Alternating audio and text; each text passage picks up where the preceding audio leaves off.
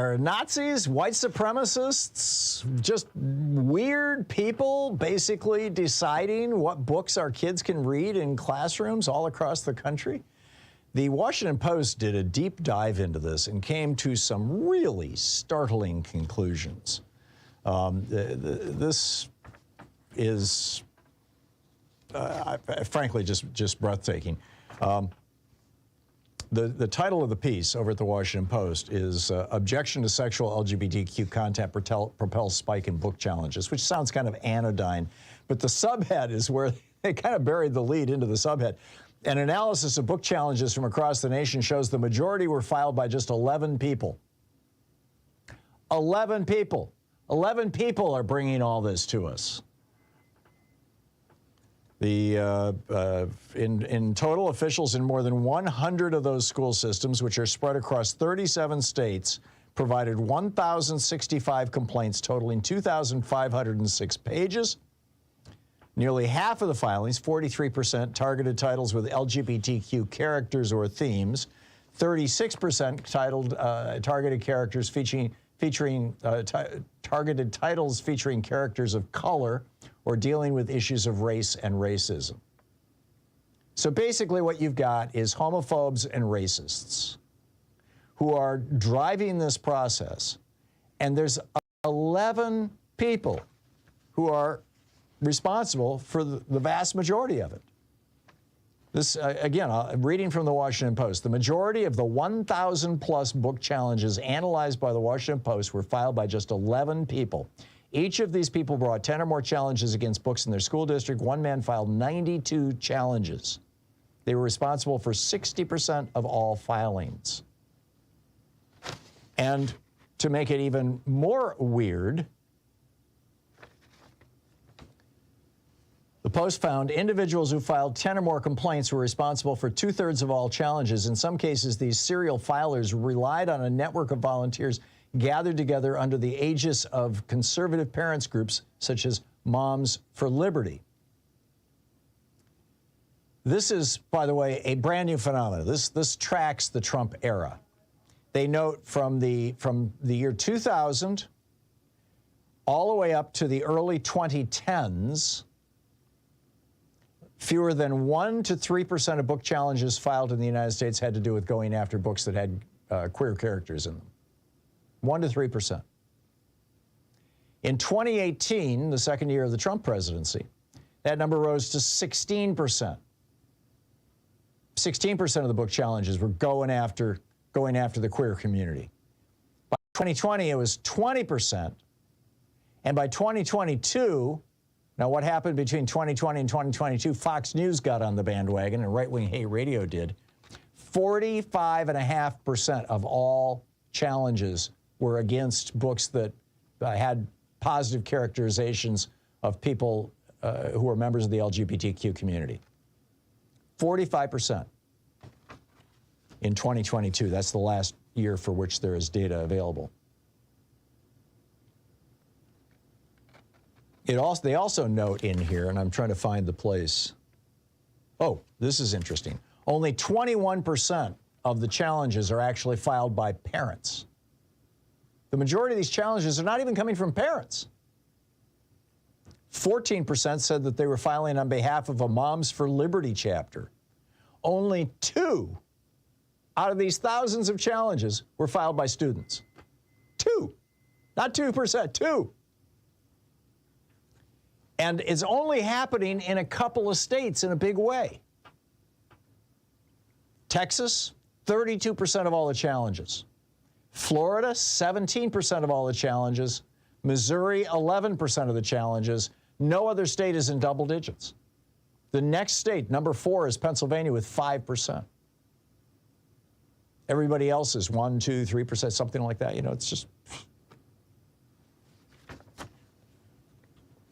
This is a classic example of how a right-wing echo chamber combined with craven politicians who are willing to destroy the lives of young people who are, you know, gay, lesbian, trans, non-conforming, the LGBTQ community. They're absolutely willing to destroy the lives of these vulnerable people, among the most vulnerable in our society, for political gain. Pure and simple. To advance the interests of the neo-fascist Republican Party. What has become the neo-fascist Republican Party. Now down in Florida, I mean, they even got Amanda Gorman's poem banned. I mentioned this yesterday. Amanda Gorman was the young black woman who wrote this beautiful, beautiful poem about how, love can conquer hate, and, together we're going to work for a country that works for all. And these are my words, not hers. I don't have the, I was looking around for the poem this morning. I didn't quickly find it, and then the time caught up with me and I had to go on the air. But the Miami-Dade School District has said, no. We've got one parent who objected to this. Because why? It was written by a black woman? It references the black struggle? I mean, this is what's going on. So, story number one. Story number two. The Republican Party loves them some election intimidators. This goes way, way back. Back in the 1960s, William Rehnquist, was a lawyer in Phoenix, Arizona, and a Republican activist. He was a big bear of a man. He was like 6'2", weighed a couple hundred pounds. I mean, Rehnquist was big. And he would stand outside polling places where there were large Hispanic or black or, in particular, Native American populations. And this was back before there were voter ID laws and things like that. And you could just challenge somebody, and then they would have to go home and get, and come back and prove if they were challenged. And so he would just stand there and he would challenge every single voter. And, 3/4 of them would leave and never come back. There was a name for this, in fact. It was called Operation Eagle Eye. We're keeping an eagle eye out for people with brown skin who want to vote. And Rehnquist was quite successful. I mean, they kept the Phoenix area Republican for a long, long time by scaring away, basically, or making it just so difficult that people gave up on had skin any darker than mine. Now they call themselves, instead of calling themselves Eagle Eye, now they call themselves election integrity people. Right. You want election integrity? Do what we did here in Oregon 20+ years ago. Go to all mail-in ballots. Everybody in Oregon who wants to vote can vote. If you're, when you register, you have to prove that you're a citizen. No problem. We have some of the highest voter participation in the country.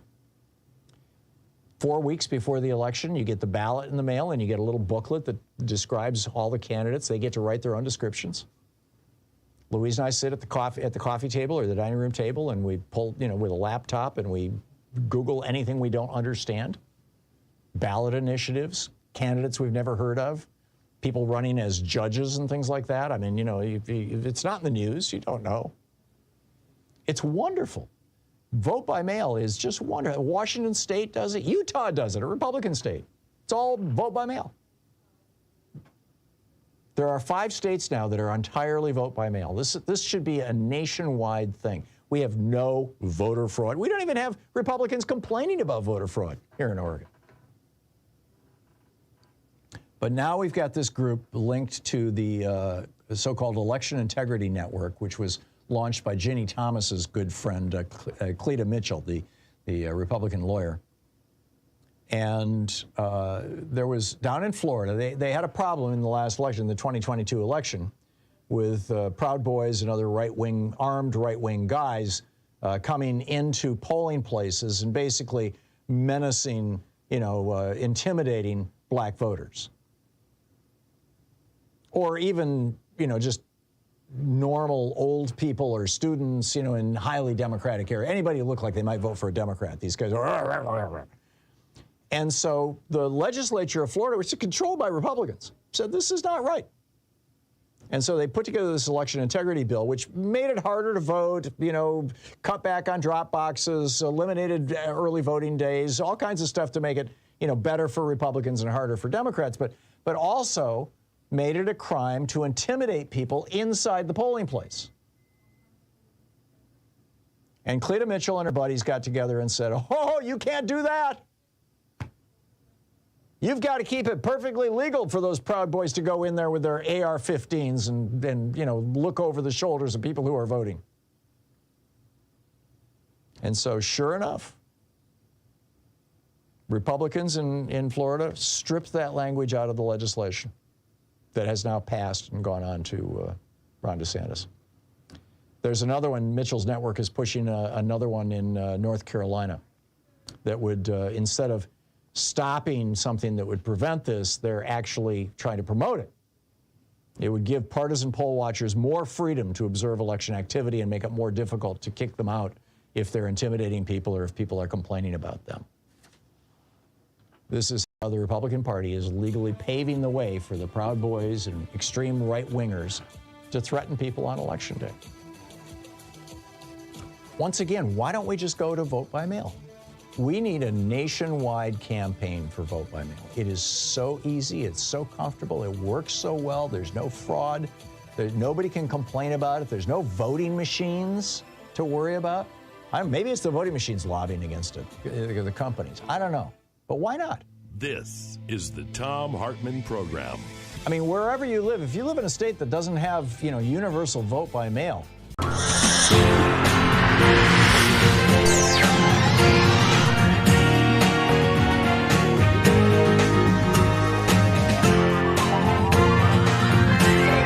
We say fight back!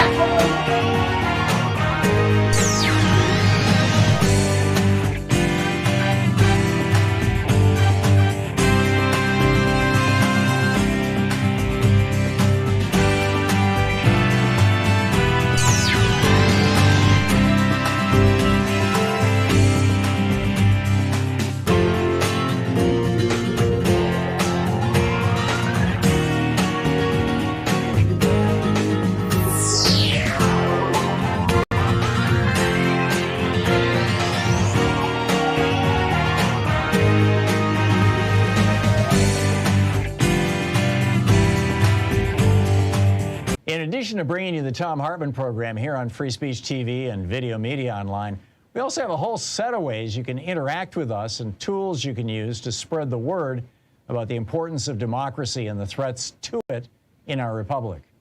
First, there's your daily homework.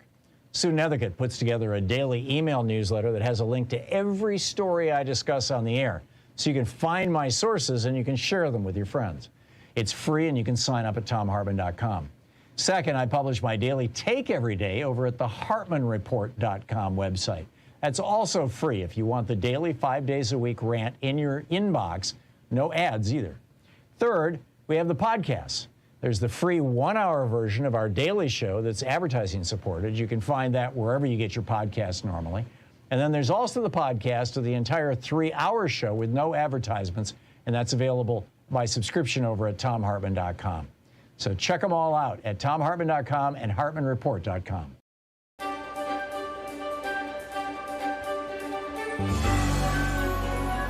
Our book today in the Thom Hartmann Book Club is Stand Up, Struggle Forward by Sanyika Shakur.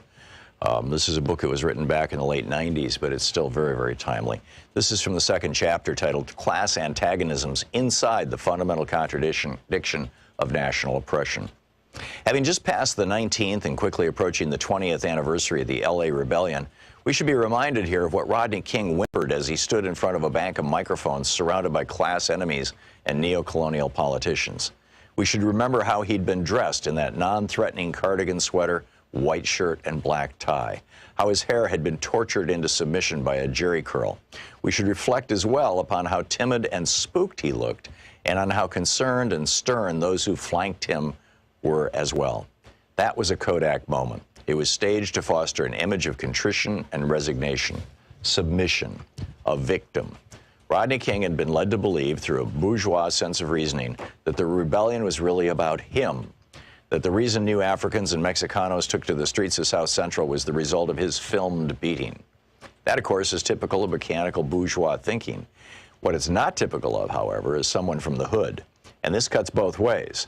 No one in the hoods and barrios ever thought it was about Rodney King.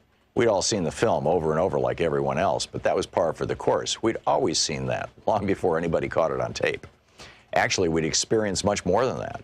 Why, it's safe to say that the hoods had gone to war with each other in vicious waves of internal, intra-class combat for much less than that. Though, because of a general colonial mentality which prevents the challenging of bottom-up oppression, the same hood forces will not, in any systemic way, wage war on the pigs, or for freedom, land, and socialism. Rodney King alone, and of his own accord, would not have thought to hold a press conference to ask the asinine question in the form of a whimpering request, can't we just all get along? The fact of the matter is, we are getting along. New Africans and Mexicanos are getting along just fine. What we couldn't understand was why he was admonishing us for getting at the exploiters of our communities. The impression he gave with his handler's hands up his back like a ventriloquist troll was that a race riot was going on, as if we had all begun to kill each other or burn and rob each other's homes. His handlers compelled him to send up a false flag, a diversion. But you see, this was the very thing that exposed the class interests and reactionary politics of the Uncle Toms that had been designated to handle him, and by extension, us. Let's go back for a minute. Let's talk social development, aka history. There exists a fundamental contradiction in our lives that, like an elephant in the room, no one wants to acknowledge. As a consequence of the war waged upon various African nations by European powers, those of us captured and kidnapped were taken out of our own self-determining social developments and violently forced into Euro-American history. This is not simply a clever play on words. This is a reality. We lost the ability to control our own destiny. Read that again. From that time until now, the fundamental basic contradiction between the U.S. oppressor nation and our own oppressed and colonized nation has been the governing imperialist relationship, which is to say, us not being in control of the qualitative factors that determine our lives as a people, as a nation. Our tradition of struggle against this fundamental contradiction has taken many forms, some hidden or obscured, some open and hostile. But all of these have been a fundamental contradiction and to regain our independence. While there have been some bona fide struggles to resolve the contradiction, there have also been reactionary neocolonial struggles waged by internal enemies loyal to the oppressor nation and culture that have tried time and time again to subvert and control our destiny for the benefit of the capitalists. They've come among us, always imposed from above, stirring up emotions and giving lip service to progress, equality, justice, and prosperity. These always within the colonial confines of the oppressor's arrangements, and none collectively ever materialize, because without a resolution of the fundamental contradiction, that is the freeing of our productive forces from U.S. imperialism and the governing of our own affairs, we'll remain a minority within the American system as opposed to a majority in our own, and subjected to the established bourgeois social contract, i.e. colonialism, neo and post. We can parade all through the empire with black congressmen, black mayors, black governors, black police chiefs, black Supreme Court justices. Hell, even and absolutely nothing will alter the genocidal relationship that governs our national oppression here, because the blacks are part of the colonial apparatus. They have made a strategic alliance with the capitalist imperialists to act as go-betweens in our oppression and exploitation. This is a conscious class stand. The black petty bourgeois is not innocently confused, like, say, Mrs. Jackson across the street is, about our national oppression, about the existence and subjugation of New Africa. They are well-read, have traveled in our experience. They've just chosen sides against us and in favor of our historical enemies. And the sooner we recognize and internalize this, the better off we'll be. Black ain't nothing but a color. As a designation of our national identity, it has played out. It is a superficial understanding at best and a foolish and dangerous analysis at worst. We have no collective control over the qualitative factors which determine our lives.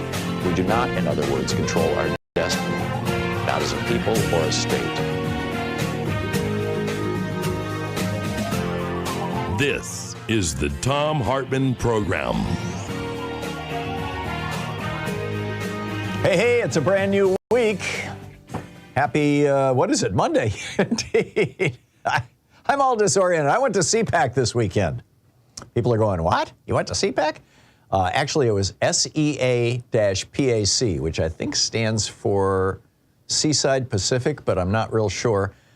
It's the biggest ham radio convention in the Pacific Northwest. And so Louise and I went to Seaside, and she got treated to a bunch of very geeky conversations about bandwidth and resonance and pep power and Morse code and all kinds of cool stuff. And yeah, it was fun. We had a great time. It's my tribe, right? I mean, fellow geeks of the world, right? Nerds unite. Anyhow, because you've got to, in order to get a ham license, you got to pass all these science tests, basically, with lots of electronics and math and stuff like that in them.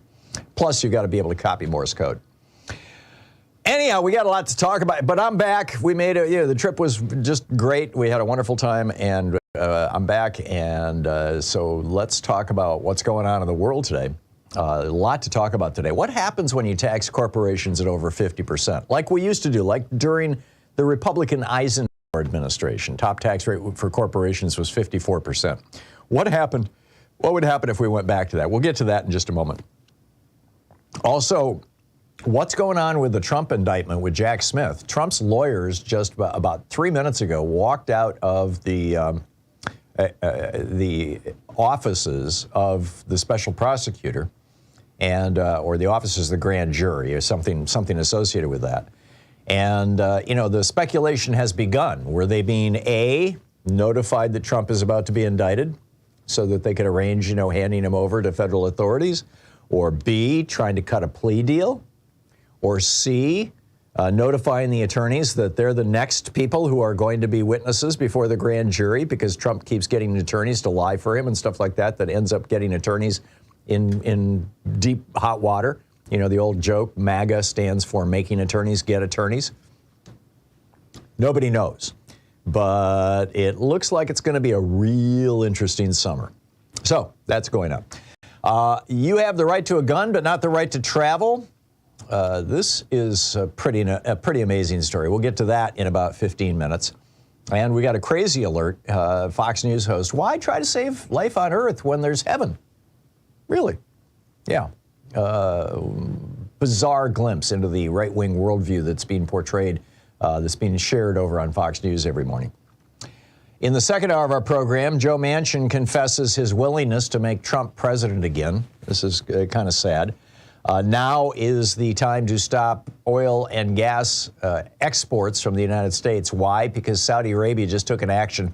I have been predicting on this program all year to set up high gas prices for the November elections of next year. I'll tell you about that in the second hour of the program. And also Florida, as Ron DeSantis is raking in millions, tens of millions, over $100 million, much of it from dark money sources. 250,000 Floridians just got kicked off their health insurance because of something Ron DeSantis did, intentionally. He's celebrating it, in fact. He's bragging about it. We'll talk about that in the second hour of the program. In the third hour of the program, how did the Republican Party become the party of vigilanteism? Also, drag ban in Tennessee was just struck down by a Trump-appointed federal judge. This is interesting. On First Amendment grounds, I'll tell you about that in the third hour of the program. And we've got an amazing Geeky Science. What is the relationship between body fat and thinking, clear thinking? This was a stunning study that was just published. I'll tell you about that too. So a lot to cover today. Let's start with what happens when you tax corporations at 50%. That's the title of my, like before the Reagan Revolution. That's the title of my op-ed today over at HartmannReport.com. You'll recall last Friday, my whole riff was we need to go back to the top 90% income tax bracket for people who are making over, say, $50 million a year. That's an arbitrary number. I mean, it's up to Congress to decide where the thresholds are for each tax bracket, but that would be my proposal. But in any case, I talked last Friday about the benefits, the social and cultural benefits and national benefits to raising taxes to 90%, the top tax bracket. It doesn't mean everybody's going to pay 90% tax. In fact, it doesn't even mean that the top 1% will pay 90% income tax. They'd only pay it on money that they take out after they've taken their first $50 million, for example. But we also had a top corporate tax rate of 54% in the United States when I was a kid, during the Eisenhower administration and the Kennedy administration. Why? What is the benefit of that? Well, in my article, I tell a story. I tell a story of, a personal story. My dad worked in a tool and die shop, a little tool and die shop. They had 13 employees, as I recall, in Lansing, Michigan, most of his life. He got the job in 1957 when I was 6 years old, and stayed there until he retired, a year or so before he died. And he was also, in addition to knowing how to run all the machines, my dad was a pretty good bookkeeper. He didn't have any training. He had 2 years of college and then dropped out because Mom got pregnant with me. And when he was in college, he studied history, but he was very good with numbers. And so he taught my business partner and I. My business partner was a fellow by the name of Terry O'Connor, who passed away a couple of years ago. Terry was just a wonderful guy. He was an artist, and he ran an ad agency. And Terry and I started an herbal tea company. We sold teas and potpourris and smoking mixtures, and we were doing pretty good. This was the early 70s. We were in our 20s. And we were starting to make money. In fact, we were starting to make significant money. By significant money, I'm not talking millions. I'm talking, tens of thousands of dollars. But the top tax rate in 1973, which is when this happened, was 48% on anything that a corporation made, anything over $25,000. And the top personal tax rate was in the neighborhood of 60% at that point in time on income over, I think it was around $60,000 or $70,000. And we were pushing, Terry and I were pushing up against that. We were paying ourselves a little more than twice what we were paying our employees, and we were paying them union scale for Lansing, Michigan, plus, full health insurance benefits. So the company was showing a nice profit, and we were going to have to pay a 48% corporate income tax on that profit. So Terry and I got together with my dad and said, what do we do? And our thought was, why don't we just take this money as income for ourselves? The problem is we would pay 60% income tax on that. So, my dad said, just keep the money in the company. And our response was, but then the company pays 48% income tax. Why would we do that? And my dad said, that's why there are tax deductions. That's why there are income tax deductions for corporations. And his advice was that we keep that money in the company, that we make our money when we sold the company, because then we would make, we'd be paying long-term capital gains taxes, which were much lower, that we keep that money in the company and use it to develop a new line of products, which we did. We came up with a new product that had ginseng in it, which kind of implied it was mildly aphrodisiac kind of stuff. And we sold it to Larry Flint, and he sold it in Hustler magazine. He made $1 million. We made $100,000, a couple $100,000, and it worked. But the moral of the story is that by keeping our money in our company, we built the company. We went from 8 or 10 employees, maybe a dozen employees, up to 18 employees at the peak. We were contributing to the community. We were contributing to the lives of our workers, and we were selling products. Everybody won, essentially. And so why do we have such low corporate taxes now? Well, because of corporate lobbying, because, the Supreme Court said that corporations can buy politicians, and they've done that. And so the result of that is that, for example, the year before last, 2021, we had corporations in America bought back stock buybacks, to the tune of over $882 billion. Last year it was over $1 trillion, and that's just the companies on the S&P 500, just the tech companies. $882 billion and $1 trillion. That, you combine, that's about $2 trillion, and that's just one stock exchange. And that is 4 times the amount of money it would cost to end poverty in America, all poverty in America. With a universal basic income, we could end all poverty in America for about $450 billion a year. Now, that's a lot of money. But corporations are spending $1 trillion a year buying back their own stocks. Now, what does that do for the country and the economy? Absolutely nothing. By buying back their own stocks, they're not investing in their companies. They're not developing new products. They're not doing R&D. They're not expanding their businesses. They're not hiring more people. They're not paying their workers better. They're not increasing their benefits. They're not doing any of that. So why do they buy back their stock? Because when you buy back your stock, it artificially inflates the price of the stock, which means that the executives, the senior executives and the CEOs who get much, and in many cases, most of their compensation through stock options, all of that money is basically going to them.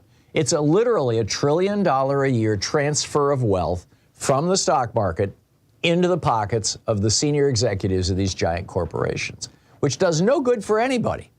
Now, this was a crime before 1983. Reagan decriminalized stock buybacks. They had been illegal from 1935 right up until 1983.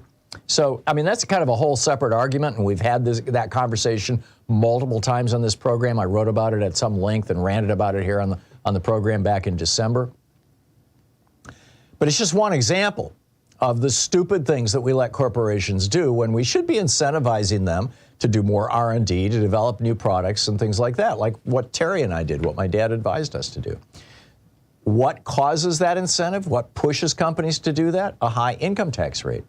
Now, people will say, oh, if you have a high income tax rate on corporations, they'll just pass that along in the cost of their prices. You'll cause inflation. Not true, because corporations don't pay those high income tax rates because they make use of the deductions. The high income tax rates are an incentive to corporate management to do R&D, to develop new products, to pay their employees better, to upgrade their facilities, and to pay their local taxes and support their local community. And thus, we need to increase those incentives by increasing corporate taxes. This is the Thom Hartmann Program. I realize it's not the sexiest topic in the world, but I think it's a really important one, and it's a follow-up to Friday's rant. We'll be right back.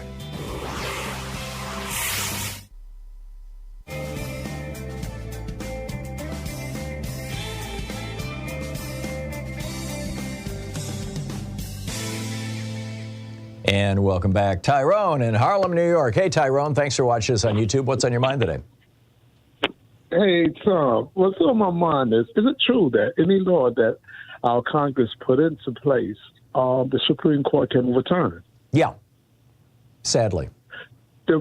It doesn't say that anywhere in the Constitution. The Supreme Court gave itself that power in 1803, which made President Jefferson go absolutely insane, which caused the Supreme Court to back off from using it again until 1856, when they tried it again with Dred Scott. And then Abraham Lincoln slapped them down and refused to enforce Dred Scott. And they really didn't didn't pick up the action on down Congress's laws until the 1880s, 1890s in a big way. And now it's pretty much all they do. Now, isn't it like we're spinning our wheels? We're fighting a battle that can inevitably be turned over by the Supreme Court, whatever we achieve. And I think a lot of us, and myself included, never understood the full power of the Supreme Court and the fact that anything we do in this country can be turned around. I think that was one of the major issues that Clarence Thomas had with affirmative action, rights for LGBTQ, all of these rights that can be given to us can be taken away at a whim of people that have not even been voted in. That's exactly right. Yeah. When the Supreme Court made that decision in 1803 in a case called Marbury versus Madison, Jefferson said, under this doctrine, the law has become the Constitution has become a thing of wax that can be twisted and molded in the hands of an unelected judiciary. I mean, he went nuts. He went absolutely nuts about it. But you're absolutely right, Tyrone. We still got a big fight ahead of us. We do. We do. We really do. Now, here's an interesting data point. I was going over this law that was passed to raise the debt ceiling, and in that law, there are a couple of provisions that are kind of weird, and one of them had a piece of language that said this provision of this law is not subject to judicial review. Now, judicial review is fancy legal speak for striking down laws because we don't think they're constitutional. In other words, what you and I are talking about. So I sent that to Congressman Ro Khanna and said, you know, it looks to me like Congress is starting to use its Article 3, Section 2 power to create exceptions to what the Supreme Court can rule on, because it's right there in the Constitution. And so he forwarded it to a couple of his staffers and said, let's see if we can find out what's going on here. I haven't heard back from them. I believe he's going to be on the program this week. Isn't he, Sean, on Friday? Yeah, he'll be on the program on Friday. So I'll ask him about it on the air if we've learned anything. But that's a power that Congress has under the Constitution. Article 3, Section 2 says that the Supreme Court shall operate under regulations and within the boundaries of exceptions that are defined by Congress. I'm paraphrasing, but you can look it up. It pretty much says exactly that. Yeah. So I think that there's a way out. Concerned is are the people that we're voting in have enough guts to stand up against the Supreme Court? Because it don't seem like, even if they do have to regulate them, they're still telling the Supreme Court, well, you'll handle your own regulations. Yeah, you're right. And that's ridiculous. Yeah, you're absolutely right, Tyrone. And this is something Sheldon Whitehouse has been talking a lot about. A lot of progressives are talking about. And hopefully Congress will find their voice. But you nailed it. Tyrone, thank you very much for the call. It's great to hear from you. Thank you. It's 22 minutes past the hour. We'll be right back.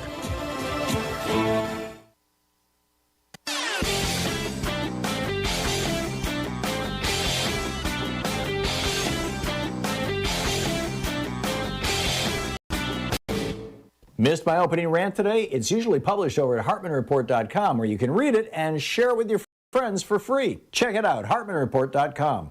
So here's a question for you. If you're going to run for president on the Republican ticket and you're going to run against Donald Trump, how do you run to the right of a guy who's an open and declared fascist?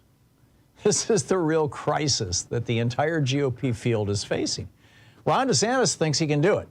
He's actually trying to out-fascist Trump. In fact, he's doing it down in Florida. Trump wanted to create his own police force like Hitler's SS. DeSantis did it. He wanted to have his own private army like the brown shirts. DeSantis did it down in Florida, created his own private army. Trump wanted to shut down the fake news reporters. DeSantis actually proposed legislation. He couldn't get it through his own legislature to make it possible for him to sue people. I mean, this is basically fascism on steroids. And it's come to the Republican Party, and it's presenting quite a problem for them. I've got a whole piece about it over at HartmannReport.com. I think you'll find it fascinating. Check it out.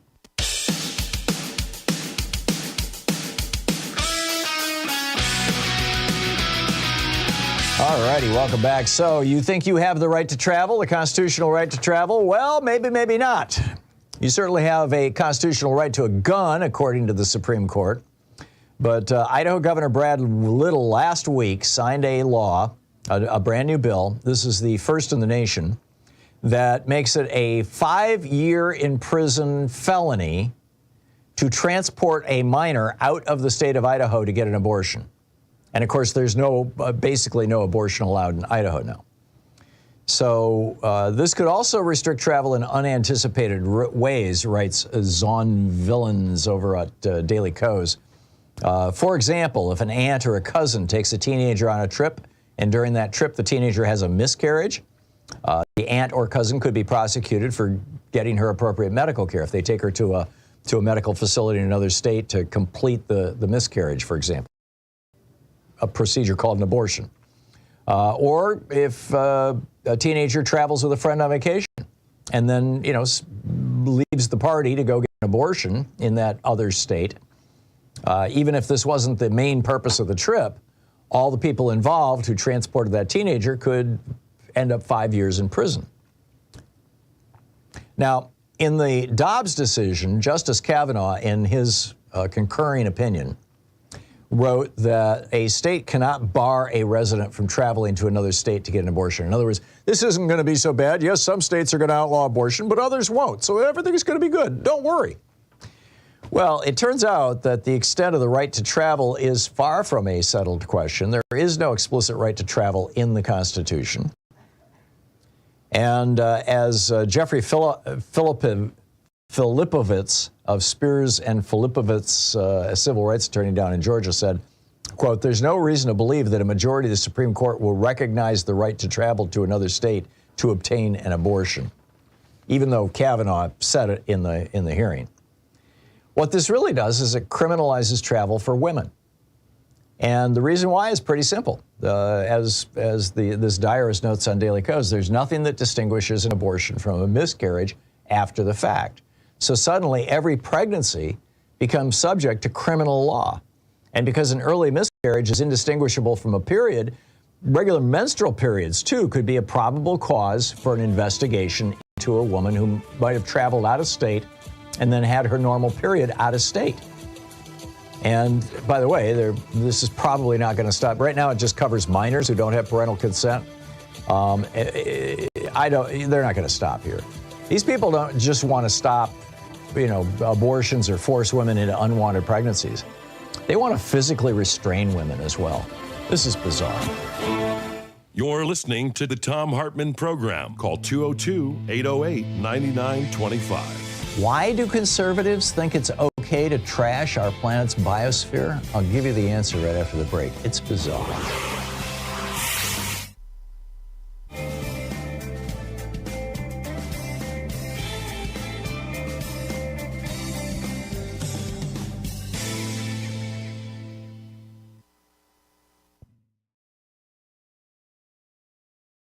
Thom Hartmann Book Club excerpt today. We're reading from Ed Morales' new book, Fantasy Island, Colonialism, Exploitation, and the Betrayal of Puerto Rico. This is from the first chapter. There was never any doubt that the United States wanted Puerto Rico for its own when it began a war with Spain near the turn of the 20th century. Cuba had been in the throes of independence war with Spain, off and on since 1868, and the conflict that began in 1895 seemed ripe for the United States to capitalize on. The sinking of the USS Maine, an American naval ship destroyed by an explosion while moored just outside Havana, fueled American entry into the war. Although there are conflicting theories about the source of the explosion, including the likelihood it was caused by a spontaneous internal fire, William Randolph Hearst's newspaper chain blew up the incident into the perfect catalyst for the United States to enter the conflict. When Theodore Roosevelt entered the fray with his army of Rough Riders, the whole affair came as no surprise to anyone who'd been paying attention to the lust U.S. government leaders and military had long expressed to expand southward and westward. And although the idea of manifest destiny was at the forefront of the political discourse of this period, it's less often observed that the United States' expansionist gaze was saturated with racial language and attitudes, at once desirous of and repelled by Latin America's mestizo mulatto social dynamic.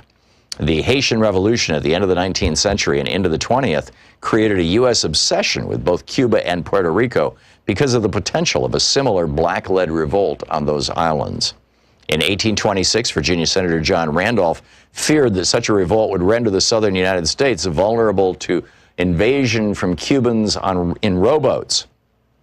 For this reason, he objected to the United States participating in the 1826 Panama Congress because American diplomats would have to endure the horror of a U.S. diplomat taking his seat in the Congress, quote, beside the native African, their American descendants, the mixed breeds, the Indians, and the half-breeds, without any offense or scandal at so motley a mixture, end quote.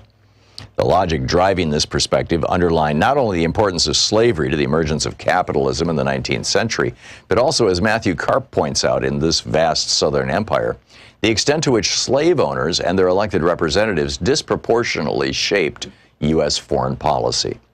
Going back as far as the Haitian Revolution, fear of a successful slave rebellion in the newly formed United States strongly motivated Southern politicians. As Karp mentions, to that end, Presidents Madison and Monroe, quote, used overwhelming force to destroy black maroon settlements in southern Florida, end quote. Fear of slave rebellions also briefly united the interests of American slaveholders and Cuban elites who wanted independence from Spain, but in the late 19th century, after abolition, Roosevelt's forces fought in conjunction with Afro-Cuban armies against their common Spanish foe.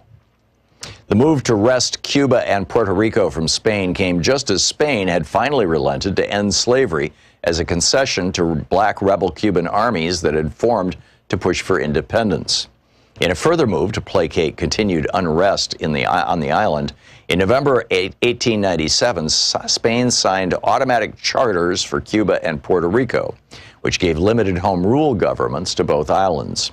Puerto Rico would gain full representation in the Cortes, the Spanish parliament, and could veto Spanish commercial treaties unfavorable to them, while also retaining the rights to set tariffs on imports and exports. In this way, Puerto Ricans were granted a kind of citizenship that allowed self-government, grafted on what was left of their Spanish subjecthood.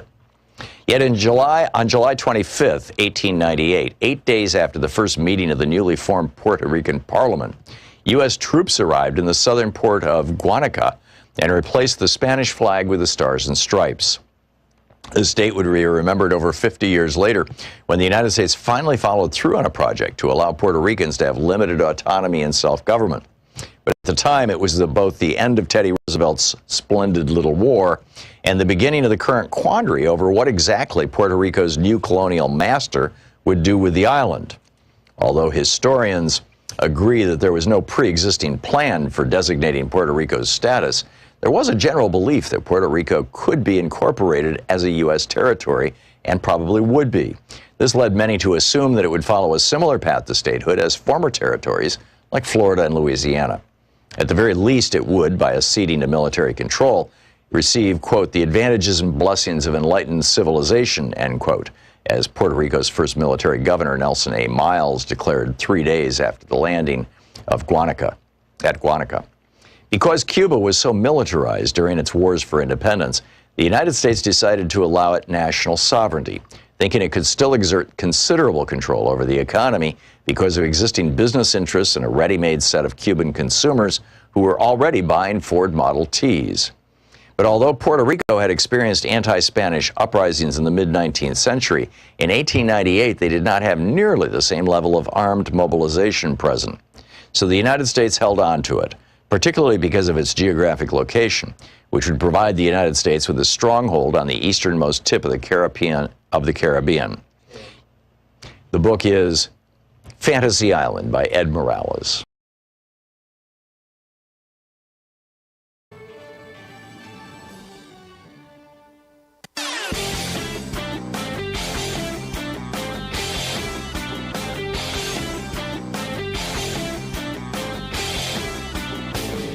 Did you know that every weekday we send out an email before the show giving you all the topics coming up so you can be fully informed and ready to interact with our program? Or that after the show we send out Sue's Stack, a list of every topic I've discussed along with clickable hot links to every source of information I've shared with you on the air? It's all completely free and available over at thom.tv, THOM.tv. Check it out.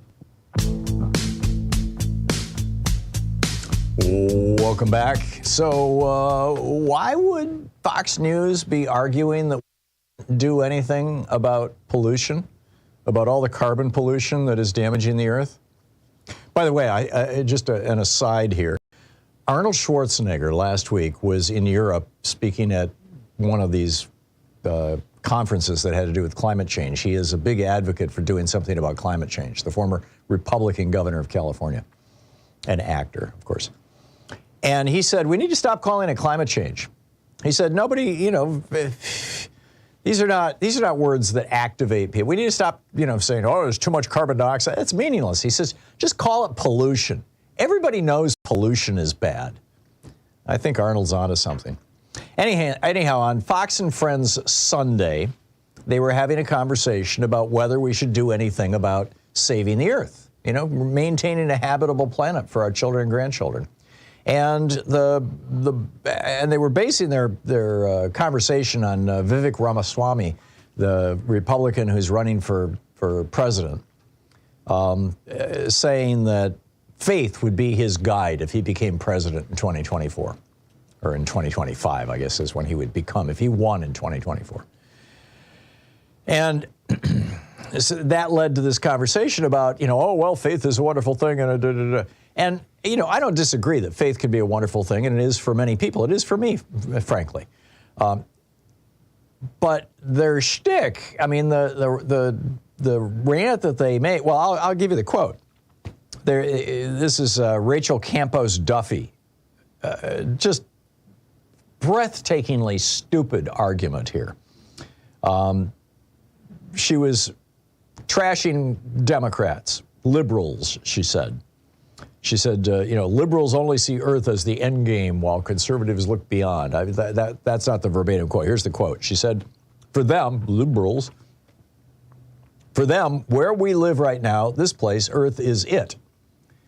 Well, and now, first of all, that's a fallacy because it assumes that all liberals are atheists or a-religious, non-religious, which is not true. I think probably the vast majority of liberals have some sense of spirituality, or what Ben Franklin, who was a deist, called the mystery. But in any case, she says, for them, where we live right now, this place, Earth, is it. So everything's on the line here for them. They think, as you said, they can perfect this Earth. Those of us who have faith don't believe that. And we believe how we act here determines where we go after. She said that conservatives try to live within moral limits that liberals don't abide by. She said, quote, the ends justify the means is sort of the rules for the radicals, and that's not how Christians act. And, they're all into this virtue signaling. So, why try to save the earth when we're all going to heaven, right? Except that there's this sect within Christianity that argues that, no, you're not going to go to heaven. We're actually going to pop up out of our graves when Jesus comes back. Well, how are you going to do that if the planet doesn't support human life anymore? That's an interesting question to toss to the Christians in the crowd. So, anyway, that's my news for the hour. What's on your mind today? Barbara in Tompkinsville, Kentucky. Hey, Barbara, what's on your mind today? Hello, can you hear me? I hear you just fine, Barbara. Okay, I wanted to talk about this national campaign that I have noticed, which is part of the war on education. Mm-hmm. And it sounds good at first, and it's called Tear the Paper Ceiling. And it is a program that talks about hiring people without a degree because they have skills and can work for you and have better skills without the college degree. Right. What I see this doing is and they refer to the degree or education as a piece of paper. They don't give it any quality of what one learns in higher education. So what I see is they're not teaching any history or at least the chance to learn about history and question history and learn that. They're not learning about race. They're not learning those things in grade schools and elementary schools. And now they want to dumb us down by denigrating a piece of paper, your degree. Mm-hmm. And instead, we can just all be worker bees with skills to do the work. Mm-hmm. Without thinking. Yeah. We are so much more easy to control us without thinking. Because in college, and I have 2 master's degrees because I love to learn. In college, I learned to question. I learned to assess. I learned to assess policies and laws. And I learned to assess research and how it was done. And the most important part of research is it peer-reviewed research? Does it look for a confirmation bias? Has it been replicated? And every good research paper ends with identifying the weaknesses in their own research. Right. And then, and looking at policy and laws, it's like they're passing all these laws that they don't, and nobody questions the unintended consequences of the laws. For instance, the one in Texas, which says that the parents are not no child should have a undiseased, healthy body part removed. That's Ken Paxton's opinion on the law they passed. Well, doesn't that mean that there should be no circumcision? Yeah, in it would. Texas now? Yeah, I think you're right. I think you're right, Barbara. And I can turn those people in and get a reward. Is there a bounty for that? Is that another one of their bounty laws? Yeah. Ken Paxton has. Oh, what about the children who are born with more than 10 fingers, more than 10 toes? Well, and what about it's a little less than 1%, but it's not an insignificant number of kids who are born with, multiple sex organs, and the doctors and parents have to decide which gender they're going to turn the child into. Oh, but Paxton says your parents do not have the right to make that decision for you because you're not able, the infant or the child, they're saying child, the child does not have the right to consent. Correct. So you can't remove any of this until they are adults. I mean, this is how they pass these laws that they don't even give any thought to the unintended consequences. Yeah, I think you're absolutely right. And going after circumcision would be a great way to illustrate that. And if you wanted to make one of those lawsuits and try to get your $10,000 bounty, some people put circumcision notices in the paper. I mean, because it's a substantial ritual, particularly for Jews. And so it should be fairly easy to find some kid who's getting a circumcision in Texas that you could sue around. Although, it would be kind of a nasty thing to do. I totally get that, but interesting, very interesting. You report them to Child Protective Services also. Yeah. Wow.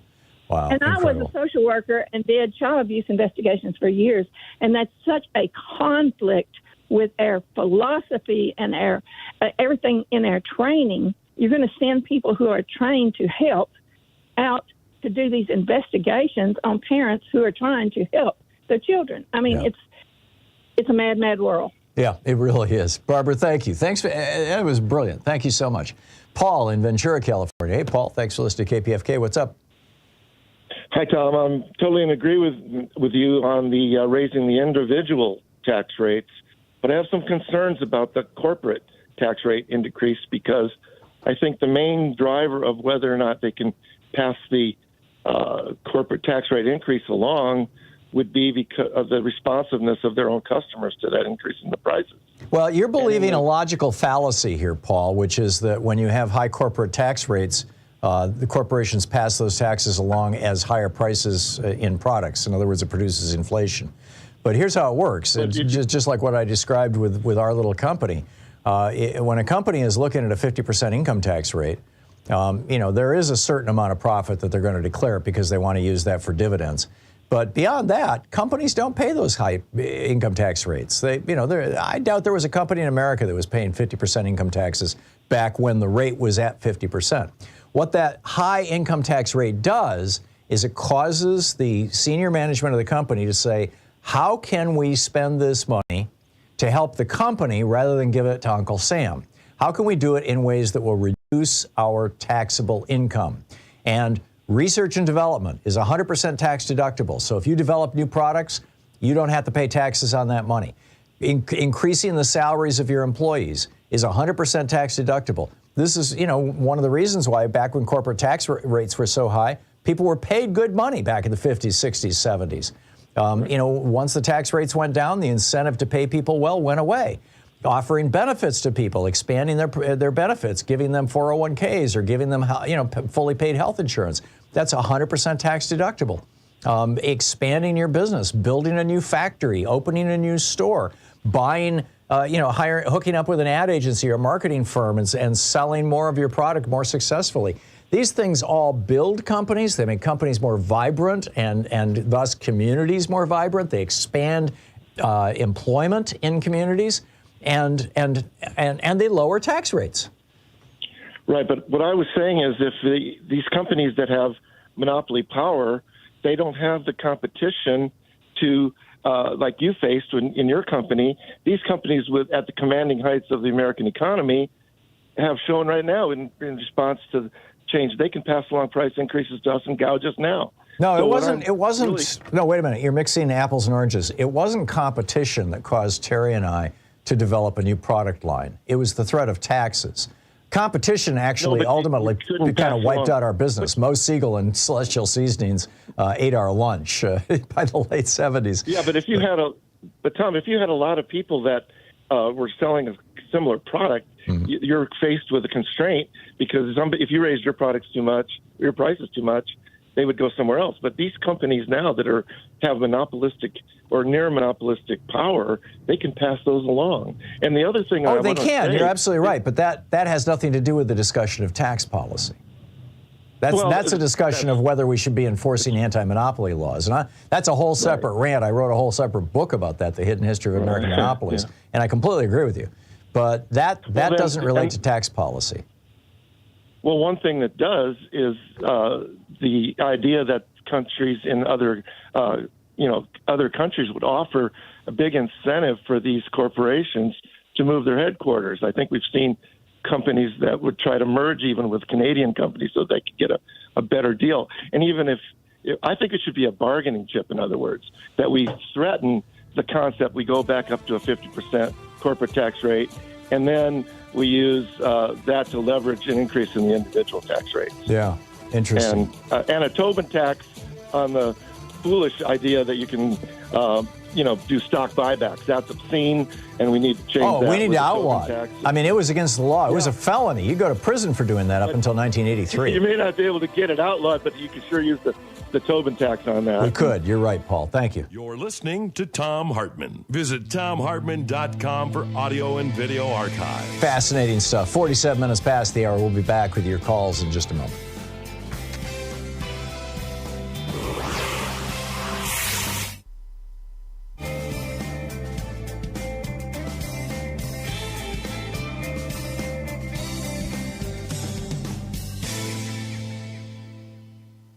And welcome back. Robert in Yampa, Colorado. Hey, Robert, what's on your mind today?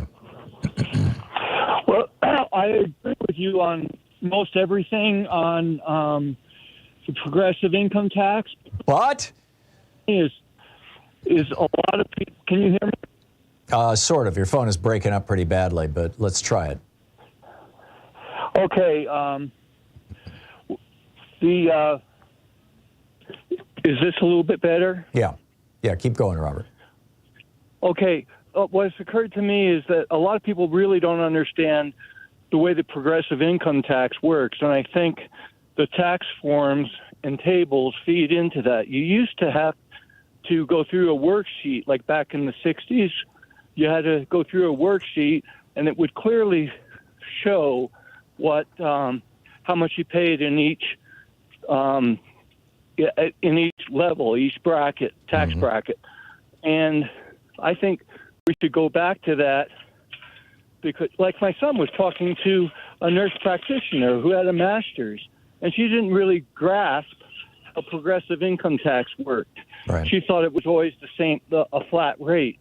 Yeah, this was something we learned in civics class in the 4th grade back in the 1950s, but I guarantee you they're not teaching it anymore because I talked to so many people who are like your friend with the NP that have no clue how progressive taxation works. That on your first $10,000, $20,000, you pay the same rate as if you only made $10,000 or $20,000. On your next, $10,000, $20,000, $30,000, you pay the same, et cetera. You understand it. It's kind of like a tiered wedding cake kind of thing, only upside down.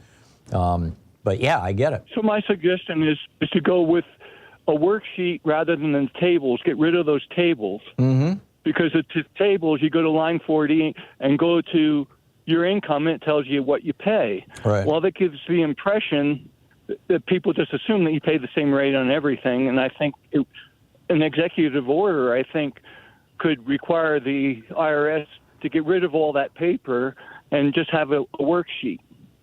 That's my suggestion. Interesting. Are you a tax preparer, Robert? No. I do have a business degree, but now because I just hand it over to an accountant and have them do it. Yeah, good. I was asking because I confess because I own a small business, and I've owned and run small businesses basically my whole entire life. I don't do my own taxes because it's just too complicated with the business stuff and the deductions and everything. And I just want to make sure everything is absolutely crystal clean and, squeaky. And I don't want to get audited. And if I do, I don't want it to be a painful process. And so I haven't, I don't know. I don't remember. There was a time in my life when I did my own taxes, but that was a long time ago. I don't remember exactly how it's all done. I mean, I see the process after my CPA is done, but I thought that we still had tax tables and worksheets. I mean, aren't there? Don't we have both? There are tax tables. It's been a while, but my impression there are tax tables that you just go to your income and it tells you what you own. Oh. Interesting. And I would like to see even if it's just worked out by an accountant, a page in there that shows how much you paid at each level. I totally get it. I would also like to see the concept of progressive taxation taught in our public schools and private schools as well. I think it should be part of our curriculum. Robert, thank you for the call. It's 51 minutes past the hour.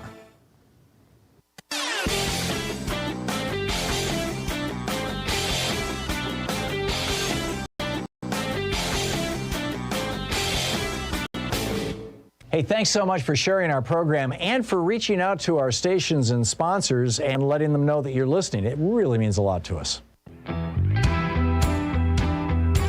Welcome back, 52 minutes past the hour. Dave in Federal Way, Washington. Hey, Dave, what's up? Hey, not too much, Tom. I wanted to try to get your take on something. You know, I agree with you. I more than agree with you on corporations, all right? As a matter of fact, one of the slogans of your show is where we dare to question if corporations are people. Right. I think really they're the only people now. I think we've evolved in this country. And this brings me to, all right, there was this, there's all this discussion of these Republicans getting in, right? And there's a lot of them are moderates. That's how they label themselves or brand themselves as moderates. Trump is the past, they're the future. But ironically, I think Trump is the future because he is an aspiring Führer. He's an aspiring dictator of America. And with corporations being the only people, that's a much smaller population to control. I think what Trump's doing is brilliant at a certain level. But there's this guy, you also talked about nomad land, right? And apparently in L.A., they've reached on all these RVs that are dilapidated and people are living in them, and they're just, they're pondering what to do. And there was a guy on there. They call them van lords. The people that rent these death traps out are called van lords. There was a guy on there defending van lords, Tom, as opposed to landlords. It reminded me of the Republican Party. I think it's the crux of the Republican philosophy. Correct me if I'm wrong, but here's what he said. He said it is the epitome, it is the very definition of evil to deny van lords the right to put a roof over people's heads for a modest profit. I think he's totally wrong. I think he would call me evil because I think it's evil to put people in a death trap, families and people that are vulnerable in something that's going to catch fire and, Well, I think we can agree, Dave, that this requires a societal response. As I said a few minutes ago, for about $500 billion a year, we could end all poverty in the United States. We could give everybody in the United States who makes less than $40,000 $40,000 a year. I mean, we literally could end, through universal basic income. We could literally end poverty in the United States for $500 billion a year. But that said, we're not doing that. And so if somebody's choice is sleeping on the ground, sleeping in a pup tent, sleeping in a crummy old van, or sleeping in their car, and somebody can provide those crummy old vans to people at a quote reasonable price, assuming that they can find places to legally park them, I'm not sure I see what's wrong with that. Yeah, it's tough, Tom. And I know, Trump got a lot of criticism for complimenting Kim Jong-un for being on the World Health Organization. But check this out. What does that have to do with people living in vans? Well, I'll tell you, Tom. When we weren't paying attention, Kim Jong-un built a great wall, just like Trump. He built a wall. How do you think he did it? He just ordered corporations as such as they are in Korea, in North Korea, to construct a wall along their huge border with China and Russia. Right. And this is what I'm saying. These corporations need to be regulated, and there needs to be some sort of contribution. Yeah, no, I get all that, but that might have to do with people living in vans. But Dave, thank you for the call. David, from Dave to David in North Miami Beach, Florida. Hey, David, what's on your mind today?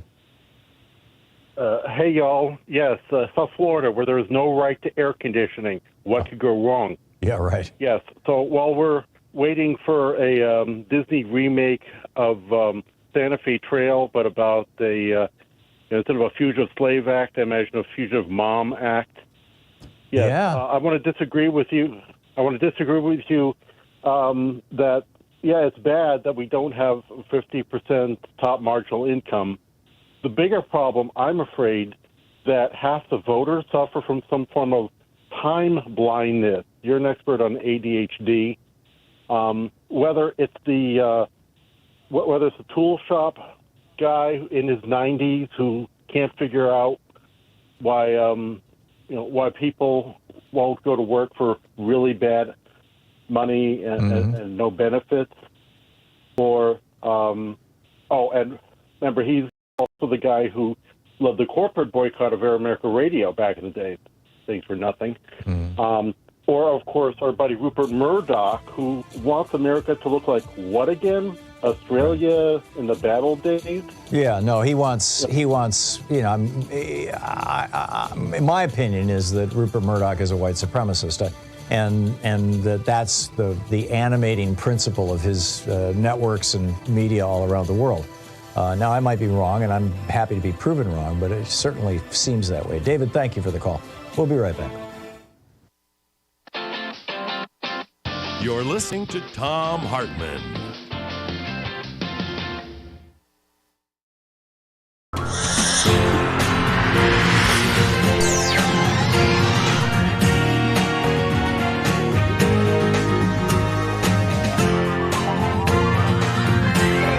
We say fight back!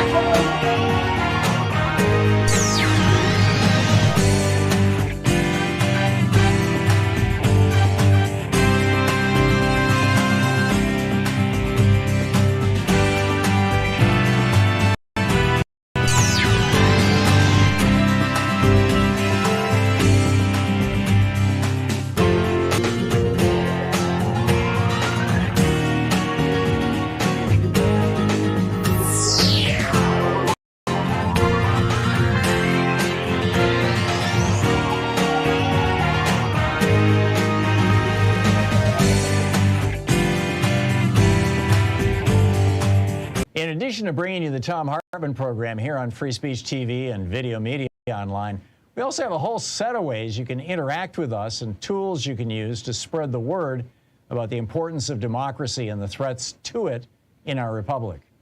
First, there's your daily homework.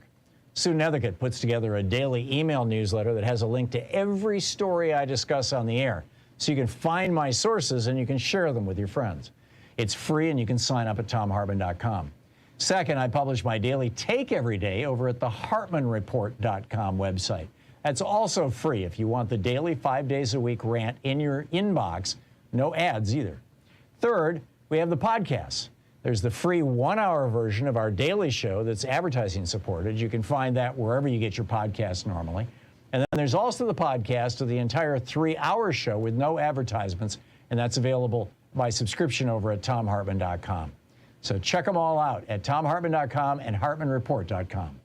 Our book today in the Thom Hartmann Book Club is Under the Influence, Putting Peer Pressure to Work by Robert H. Frank. And I'm reading from the prologue. That we are more closely connected to one another than most of us realize is an old idea. An important variation dates from 1929, when Hungarian writer Frigyes Karinthy published a short story entitled Chains. Two of the story's main characters speculate that any two living people can be connected by a chain involving no more than 5 acquaintances.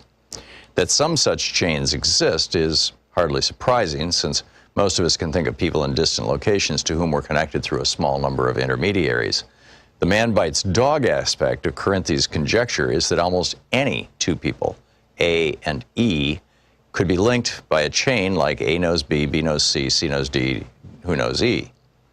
One of the first systematic attempts to test this claim came in the 1960s with a series of experiments by the psychologist Stanley Milgram.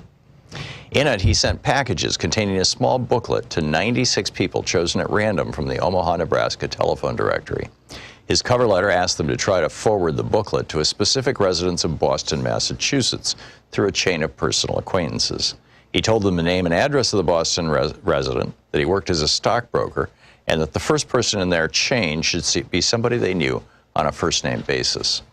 Milgram also advised them to choose someone they believed, presumably based on the target's location and occupation, could be socially closer to the target than they were themselves. Subsequent recipients in the chain were asked to forward the same instructions. Many of the Omaha recipients undoubtedly tossed Milgram's booklet in the trash, so it's remarkable that the Boston target received 18 of the 96 packages. The average number of links in the 18 chains was 5.9. But the now familiar expression 6 degrees of separation would not gain broad currency until many years later, when John Guare's play by that name premiered on Broadway in 1990. The concept became a meme in full when 4 Albright College students introduced 6 Degrees of Kevin Bacon in 1994, a game designed to measure the professional proximity of an actor, living or dead, to the American film star Kevin Bacon. An actor has a Bacon number of 1, for example, if he or she appeared in the same film with Bacon.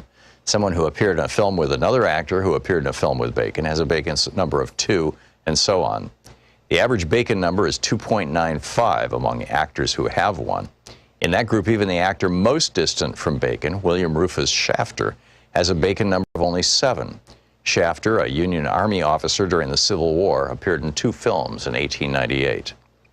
For academics who study social connectedness, the 6 degrees concept gained little traction until 1998. That's when the sociologist Duncan Watts and the mathematician Steve Straga published their landmark paper, Collective Dynamics of Small World Networks in Nature. In the years since then, this paper has provided the mathematical foundation for the analytical tools that social scientists have been using with such remarkable success to study how ideas and behaviors spread through populations like infectious diseases. It has already been cited by other scholars more than 38,000 times and is one of the few papers ever published to be among the most widely cited works in multiple disciplines. In his 1976 book, The Selfish Gene, the evolutionary biologist Richard Dawkins coined the term meme, which Webster now defines as an idea, behavior, style, or usage that spreads from person to person within a culture. The meme is to cultural transmission, Dawkins argued, as the gene is to biological transmission. One of Charles Darwin's says that natural selection favors genetic variations that enhance the individual organism's ability to survive and reproduce. Much of the time, the same variations also benefit larger groups, but often not. For example, an inclination to cheat when no one's looking might benefit individuals, but widespread cheating almost always makes matters worse for groups. It is the same with memes. The memes that propagate most successfully are often ones that benefit both individuals and groups. But here too, not always. As the legal scholar Jeffrey Stake has argued, ideas should not be treated as inert products, but as living things that sometimes exert some influence over their environment. Some of the ideas are more adept at surviving than others, and the ones that survive will not necessarily be good for humans. It is often hard to evaluate whether a specific behavior even qualifies as a meme, and if so, whether its consequences on balance are positive or negative. Yet sometimes the evidence is clear. We know, for example, that the strongest predictor of whether people will take up smoking is the proportion of their close friends who smoke. Smoking is thus clearly a meme. The negative health consequences of smoking are also conclusively documented, and most smokers themselves express regret over having started. By definition, then, smoking unambiguously qualifies as a socially destructive meme. On the other side of the ledger, we have compelling evidence that the adoption of photovoltaic solar panels is both socially contagious and almost unitive in terms of environmental consequences. Accordingly, few would object to calling the practice a socially beneficial meme. Adam Smith, widely considered the father of economics, is often cited in defense of the claim that competitive markets produce the greatest good for the greatest number. The book is Under the Influence by Robert H. Frank.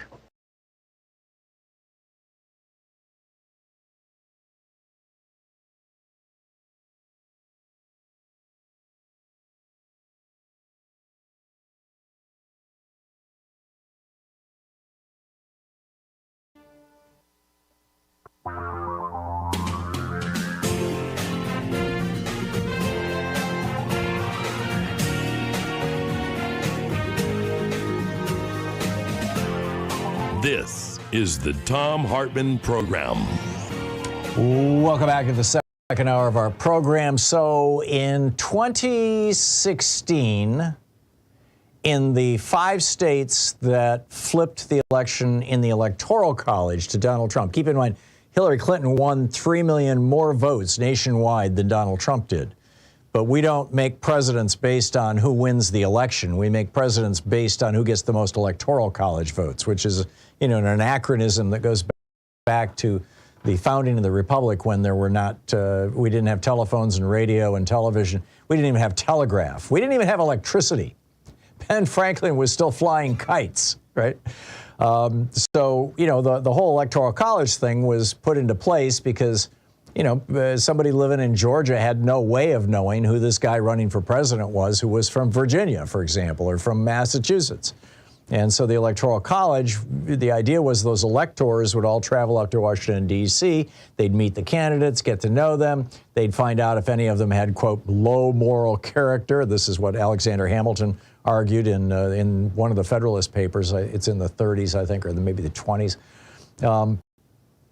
And so anyhow, you'll recall that in those 5 states that handed Trump the Electoral College victory, had Jill Stein not been on the ballot and had all of those Jill Stein votes gone to Hillary Clinton instead, which is not a certainty, I'll give you that, but it's a probability, then Hillary Clinton would have won the Electoral College too. So you can build a case. It's not a real strong case, but you can build a case that Jill Stein cost Hillary Clinton the election because the third-party candidacy was pulling votes away from Democrats, particularly progressive Democrats. That was 2016. Same thing in 2000. In the year 2000, Ralph Nader got 97,000 votes down in Florida, which George W. Bush won by 537 votes. I think any reasonable person would argue that, well, yes, maybe as many as half, maybe even more than half of those 90,000 people just wouldn't have even shown up to vote if Ralph Nader hadn't been on the ballot. There were more than 537 of them who would have voted for a Democrat. And very few of them would have voted for a Republican, Ralph Nader being who Ralph Nader is. I realize that's controversial too, but it just seems common sense to me. But in any case, here's 2 elections that went to the GOP because there was a Democrat on the ticket. Or, excuse me, because there was a Green Party person on the ticket, a third party on the ticket. This year, or next year actually, but in the coming election, the 2024 election, I think it's pretty unlikely that there's going to be a Green candidate of any consequence. But there's this group called No Labels out of Washington, D.C. that's run by friends of Mark Penn, the kind of disgraced former Clinton aide, pollster and whatever, factotum. Who have gathered tens of millions of dollars in dark money contributions. We have no idea where all this money is coming from, but it appears to be coming from billionaires, mostly billionaires, who have in the past supported Republicans. And this group is talking about putting Joe Manchin up as a third-party candidate. Now, Joe Manchin would draw even more votes away from Joe Biden than Jill Stein did from Hillary Clinton or Ralph Nader did from Al Gore. Because Joe Manchin is a national figure. I mean, I suppose you could argue that Ralph Nader was a national figure too, but in any case, it would have far more impact than Jill Stein. So why are they doing this? Well, I think there's a growing consensus, and there have been several programs about this in the news lately, that No Labels and their corporate their congressional caucus side, the so-called corporate problem solvers caucus, Jared Golden and Josh Gottheimer and, these members of Congress who are basically sellouts. I mean, they've put themselves up for sale to the highest corporate bidder, which is what No Labels and the so-called problem solvers are really all about, on both the Democratic and the Republican side. These are people who are advertising the fact that they're in the pocket of billionaires and big corporations. That they would really rather see a Republican in the White House. And if it's not Donald Trump, and, like I said, Trump's lawyers just met with the Department of Justice, just met with Jack Smith's office And according to some reports, they asked him not to indict Trump. Please don't indict our our paycheck guy. Please don't indict him. Right. Well, in any case, it's entirely possible Trump will not be the party's nominee. He's a fading star right now and has been for a while. In fact, he's becoming toxic even in some Republican circles. But no matter who it is, the no labels, the dark money billionaires, the dark money right-wing billionaires would love to have another Republican in the White House because that means they'll get another tax break. They'll go from paying 3.1% income taxes down to paying 0. Well, a lot of them pay 0 anyway. I mean, Donald Trump for the last 20 years only paid $750 a year in income taxes. Nice work if you can get it, right? So they've been, the scuttlebutt has been that they're going to put Joe Manchin up, and Joe Manchin is facing his own problems. See, Jim Justice was a Democrat in West Virginia. Joe Manchin, of course, represents West Virginia in the Senate. And he was the former governor. Jim Justice was a Democrat in West Virginia. He ran as a Democrat, got elected governor of West Virginia as a Democrat, and then when Trump was elected in 2016, within months of that, as I recall, Jim Justice changed his party affiliation from Democratic to Republican. And Jim Justice is now making noises, and I don't know if he's term limited out in West Virginia or what the deal is. I think he's term limited out, and that's the same thing that happened to Joe Manchin.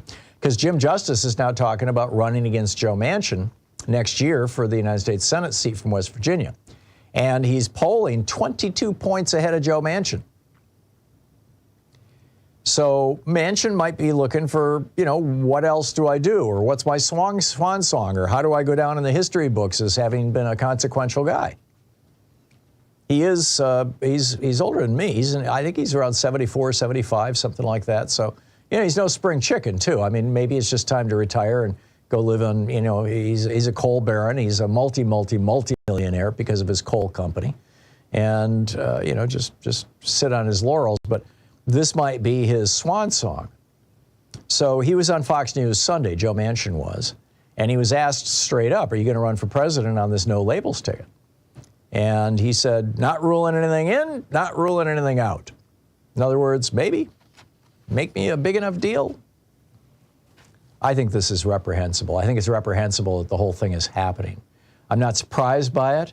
There's a reason why the Republican Party was bankrolling the Green Party in several states in 2016. There's a reason why Jill Stein was invited to lunch with Vladimir Putin. I mean, it's the Republicans and the Russians, they just love third-party candidates on the left because they split the Democratic vote. So we'll see how this shakes out, but keep an eye on it. I think it's an important one. Meanwhile, you'll recall I told you, I've been saying this for the better part of a year now, that as we run up to the 2024 election, expect to see gas prices go back above $5 a gallon. And people have called and said, oh, come on, that's not going to happen. There's, the United States is energy independent. Well, we're now exporting about a third of all the oil we produce in the United States, which means that we have to import oil from Saudi Arabia and other countries to make up for that, even though we are fully energy independent, at least in terms of oil and natural gas and coal. I mean, in terms of fossil fuels, we are fully independent, or could be, if we didn't allow our companies to export this stuff. So anyhow, Saudi Arabia has just announced that they're going to cut production by 1 million barrels a day. Last year, they cut it by 1.6 million barrels a day. And Russia had slashed their production by 1 million barrels a day. And OPEC had announced back in October that they were going to cut production by 2 million barrels a day. So we all told right now, OPEC production, just OPEC, has dropped by 4.6 million barrels a day in the last year and a half. It takes 6 months to a year, typically, for these production cuts to translate into price increases at the gas pump. And then, after the prices go back down again, it takes a few months, typically, sometimes as much as 6 months, for prices to go back down again, which is where they are now. Gas prices right now are relatively low because oil prices have been relatively low. But Saudi Arabia, I am of the opinion that Vladimir Putin and MBS, the dictator of Saudi Arabia, want another Republican in the White House, ideally Donald Trump. But they'll settle for any Republican who will suck up to the fossil fuel industry, which is all Republicans. And this is how they're going to get there. They're going, remember those stickers that were on the gas pumps that we were talking about a year and a half, 2 years ago here on this program, leading up to the 2022 election, when the last time the Saudis cut oil production just in time for the midterms to help out the Republican Party? Well, they just did it. They just did it again. And mark my words, we are going to see oil prices fueling inflation. This will keep inflation up. And, of course, fueling the cost of gas, increasing the, no pun intended, increasing the cost of gas. Russian Deputy Prime Minister Alexander Novak just said also that Moscow is going to extend their voluntary cut of 500,000 barrels a day through next year. And so, oil prices going up, inflation going up, the price of gas going up. It's a perfect storm that the Saudis, in my opinion, and, the oil companies in the United States who will make hay with this. They just had last year was their most profitable year in the history of the world in the United States. Why? Because they were jacking up prices to screw with the elections. These companies are very political. They view Democrats' worry about climate change as a threat to them. Come on. This is the Thom Hartmann Program. So buckle up and buy an electric car if you can afford it. By the way, they're getting pretty cheap. We'll be right back, 17 minutes past the hour.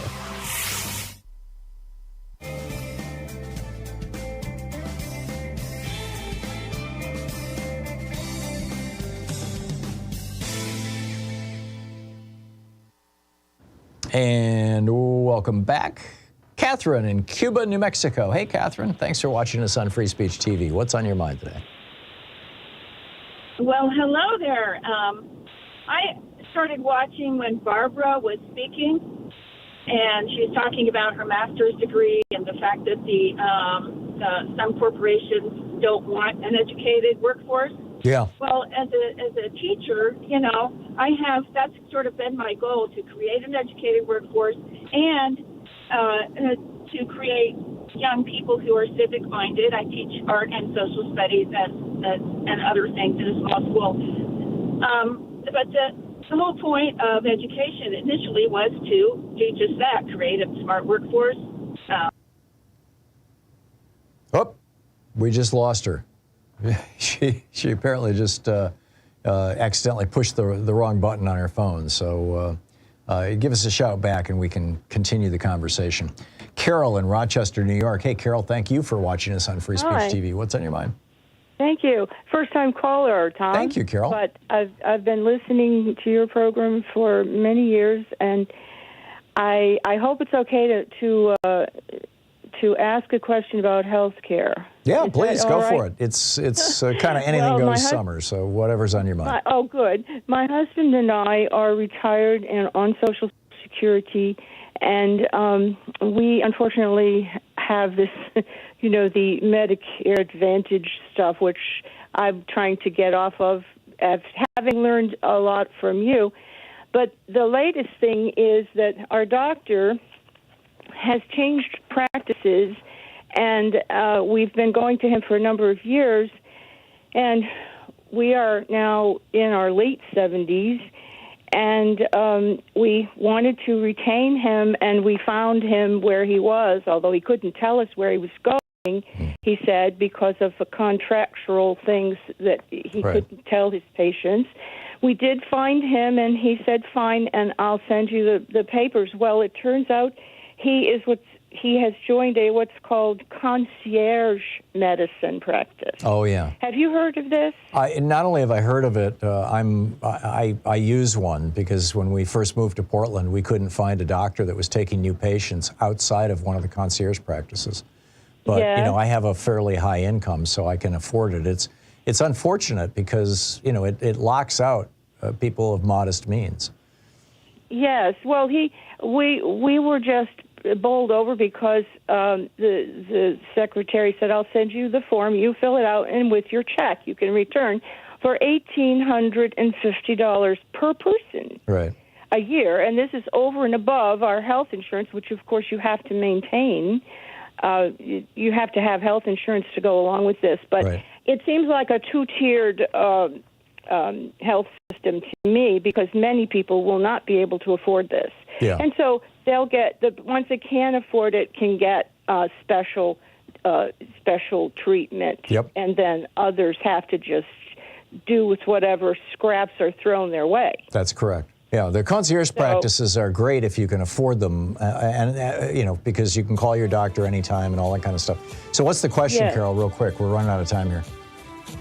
I wanted to know your opinion of it, so I guess you've told me. Yeah, I understand how they came about, and I get it, and like I said, I use one. But I really think that what we need is to do away with the AMA's limit on how many doctors can graduate from medical school, so we can have more doctors and more competition in the field.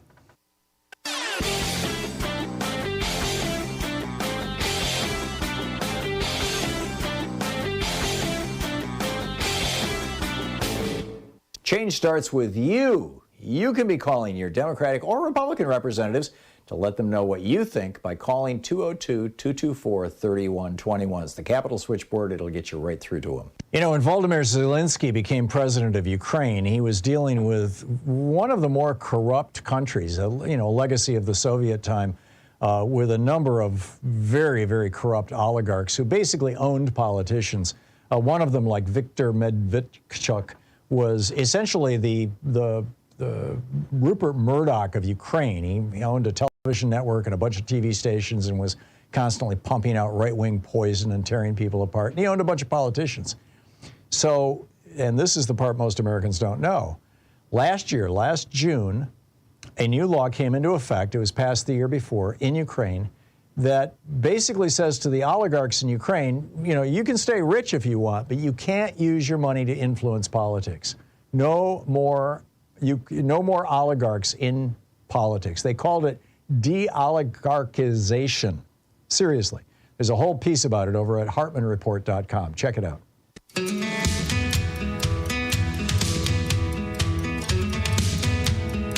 Welcome back. 250,000, that's 250,000 Floridians are getting kicked off Medicare this month. And Ron DeSantis' response to that, he's laughing all the way to the bank. His big donors, particularly the insurance companies, are pouring money into Ron DeSantis' coffers. He's raised over $100 million so far, much of it from dark money sources. Meanwhile, hundreds of thousands of poor Floridians have been kicked off the Medicaid rolls. By the way, Florida is one of about a dozen states that refused to expand Medicaid. And there was this kind of involuntary expansion of Medicaid that was forced on them by the federal government. Weirdly enough, during the Trump administration, it was during 2020 because of the pandemic, which basically said that, if you don't have any health insurance and there's a pandemic going on, you can get on Medicaid. And so millions of Americans suddenly had health insurance, and many of them for the first time in their lives, low-income Americans. And now that the pandemic has officially gone away, that Medicaid mandate for all the states has also gone away. Now, 38 states in the United States fully cover Medicaid. If you're low income, if your income is above a certain threshold, it's typically, in the neighborhood around $20,000 a year. If your income's above that, then you qualify for Obamacare and subsidies and things like that. And if it's below that, you qualify for Medicaid. So people in blue states and in about half of the red states, have good coverage one way or the other. But these 12 states, which include Texas and Florida, these 12 states that refuse to expand Medicaid, there's going to be about 4 million Americans who are going to lose their health insurance this month and next. And it's happening right now. DeSantis has said that he wants to make America Florida. In other words, he wants to knock tens of millions of people off their Medicaid insurance.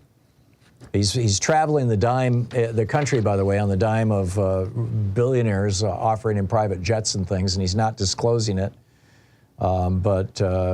Hey, knock people off their health insurance coverage. That's the Republican thing to do.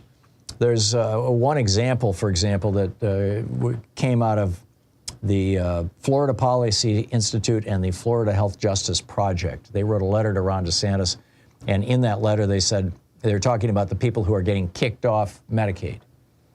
Quote, one of these individuals is a 7-year-old boy in remission from leukemia who is now unable to access follow-up and potentially life-saving treatments. Families and children have been erroneously terminated, and parents are having trouble reaching the DCF call center to help with this process. The Congressional Budget Office recently estimated that nationwide around 15.5 million Americans are likely to lose Medicare coverage over the next year and a half, including 5 million children. And these Republicans run around going, oh, I'm a super Christian, What did Jesus say about people who mess with kids, who don't care for kids? Well, first of all, he said, as you do the least among these, you do to me. But beyond that, it'd be better for them if they had a rope and a rock tied around their neck and dumped in the ocean. This is just so wrong. More than 600,000 people across the U.S. have been stripped just since April, and it's going to be millions. We'll be right back. You're listening to the Thom Hartmann Program. Call 202-808-9925. We'll pick up your phone calls here on the other side of the break. Stay tuned.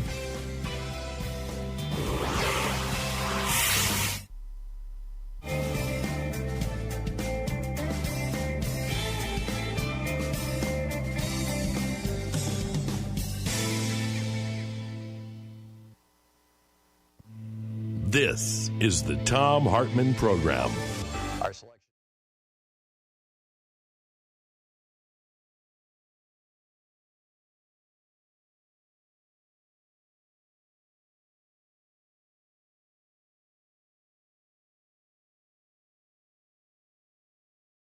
We're reading today from a book by David Sanger, the Pulitzer Prize-winning New York Times national security reporter. The title of the book is The Perfect Weapon, War, Sabotage, and Fear in the Cyber Age. We're reading from the preface. A year into Donald J. Trump's presidency, his defense secretary, Jim Mattis, sent the new commander-in-chief a startling recommendation. With nations around the world threatening to use cyber weapons to bring down America's power grids, cell phone networks, and water supplies, Trump should declare that he's ready to take extraordinary steps to protect the country. If any nation hit America's critical infrastructure with a devastating strike, even a non-nuclear one, it should be forewarned that the United States might reach for a nuclear weapon in response. Like most things in Washington, the recommendation leaked immediately. Excuse me. Many declared it a crazy idea and wild overkill. While nations had turned their cyber weapons against each other dozens of times in recent years, no attack had yet proven to cost a human life, at least directly. Not the American attacks on Iran's and North Korea's weapon programs, not the North Korean attacks on American banks, a famed Hollywood studio, and the British healthcare system, not the Russian attacks in Ukraine, Europe, and then at the core of American democracy. That streak of luck was certain to end soon, but why should Donald Trump or any of his successors take the huge risk of escalating a cyber war by going nuclear? The Pentagon's recommendation, it turned out, was the prelude to other proposals delivered to a president who values toughness and America first to use the nation's powerful cyber weapons far more aggressively. But it was also a reminder of how quickly the fear of devastating cyber attacks has moved from the stuff of science fiction and die-hard movies to the center of American defense strategy. Just over a decade before, in 2007, cyber attacks were missing entirely from the global threat assessment that intelligence agencies prepare each year for Congress. Terrorism topped that list, along with other post-9/11 concerns. Now that hierarchy has been reversed. For several years, a variety of cyber threats, ranging from a paralyzing strike on the nation's cities to a sophisticated effort to undercut public confidence in its institutions, has appeared as the nation's #1 threat on the list. Not since the Soviets tested the bomb in 1949 had the perception of threats facing the nation been revised so quickly. Yet Mattis, who had risen to 4-star status in a career focused in the Middle East, feared that the 2 decades spent chasing al-Qaeda and ISIS around the globe had distracted America from its most potent challenges. Great power competition, not terrorism, is now the primary focus of U.S. national security, he said in early 2018. America's, quote, competitive edge has eroded in every domain of warfare, including the newest one, cyberspace. The nuclear strategy he handed Trump gave voice to an inchoate fear among many in the Pentagon that cyber attacks posed a threat unlike any other, one that we had completely failed to deter. The irony is that the United States remains the world's stealthiest, most skillful cyber power, as the Iranians discovered when their centrifuges spun out of control, and the North Koreans suspected as their missiles fell out of the sky. But the gap is closing. Cyber weapons are so cheap to develop and so easy to hide that they've proven irresistible. And American officials are discovering that in a world in which almost everything is connected, phones, cars, electrical grids, and satellites, everything can be disrupted, if not destroyed. For several years, the thinking inside the Pentagon was that only nations with nuclear weapons could threaten America's existence. Now that assumption is in doubt. In almost every classified Pentagon scenario for how a future confrontation with Russia and China, or even Iran and North Korea might play out, the adversary's first strike against the United States would include a cyber barrage aimed at civilians. It would fry power grids, stop trains, silence cell phones, and overwhelm the internet. In the worst-case scenarios, food and water would begin to run out. Hospitals would turn people away. Separated from their electronics and thus their connections, Americans would panic and turn against one another.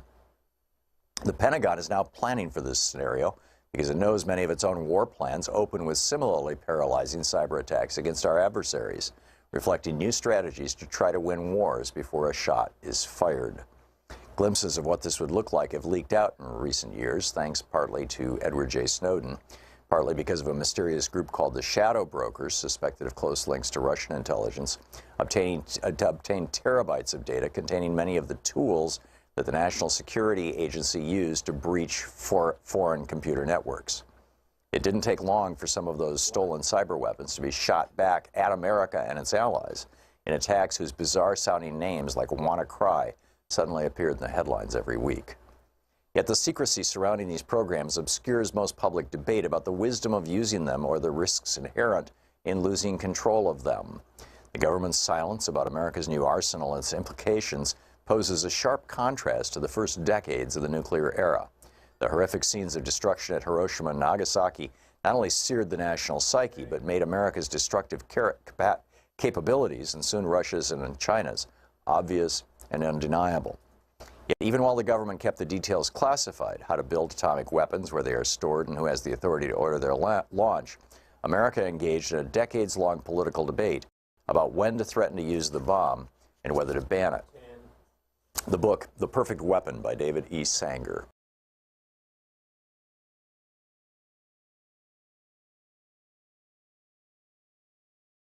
Remember the John Durham investigation in which he said, oh, the FBI never should have looked into Donald Trump's connections to Russia?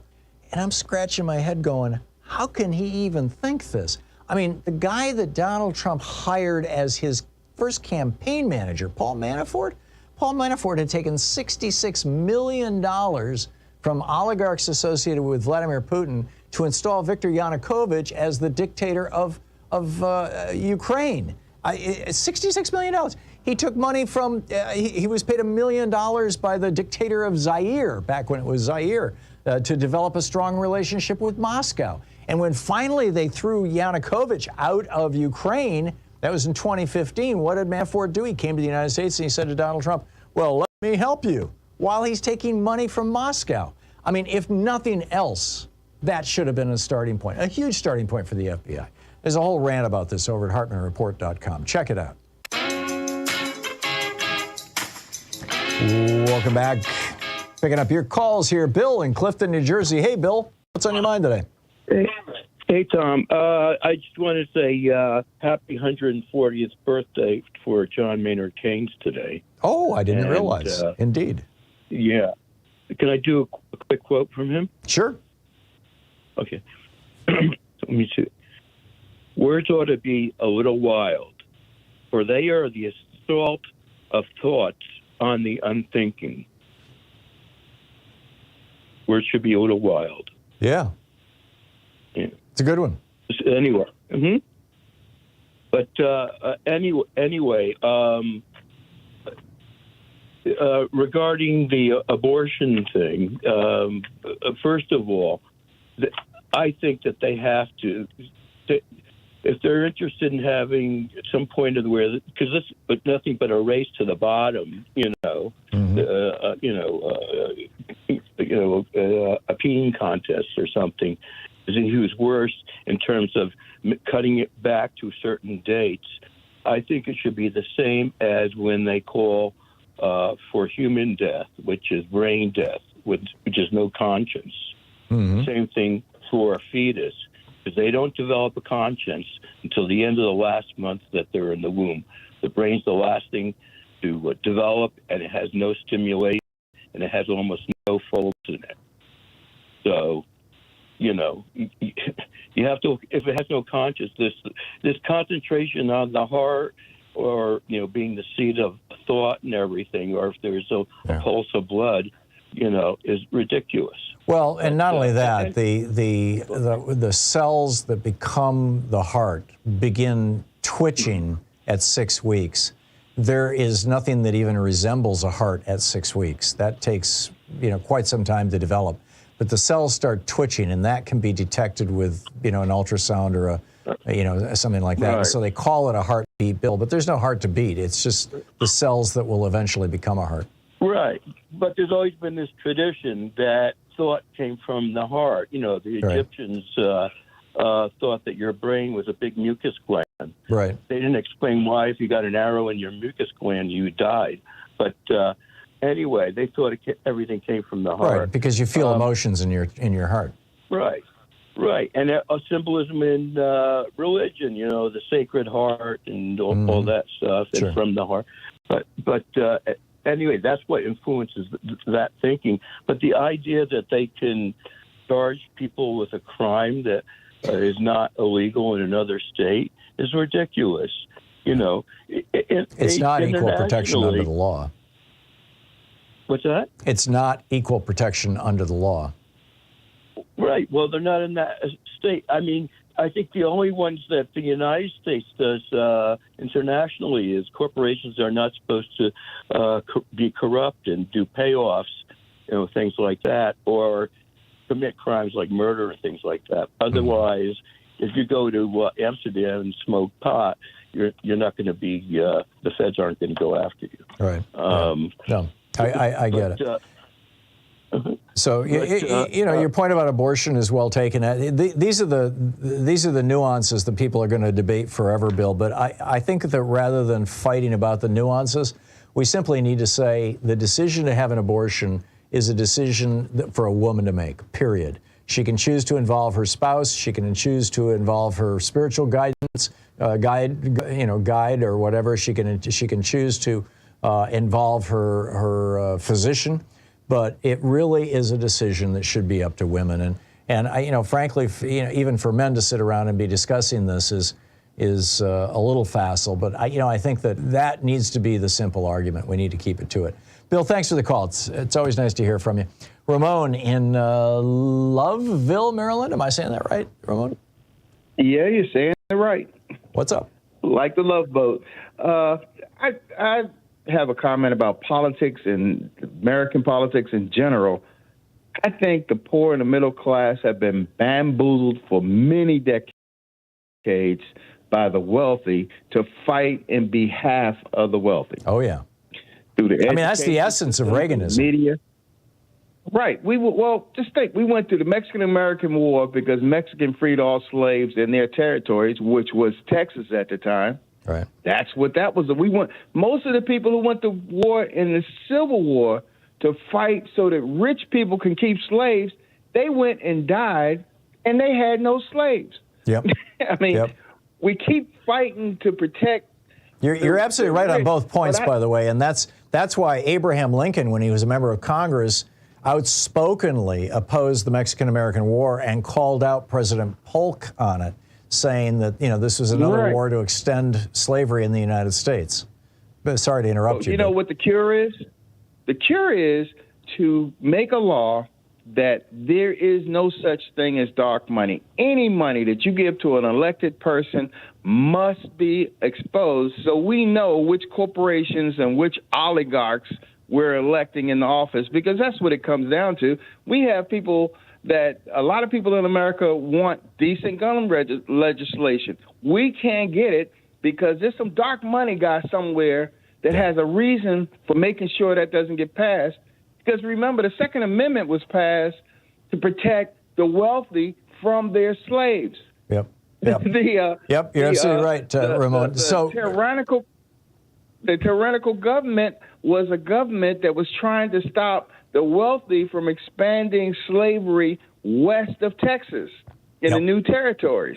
I mean, it's all fighting for the wealthy, but the people who are doing the fighting and dying are not the wealthy. They're voting against their own best interests.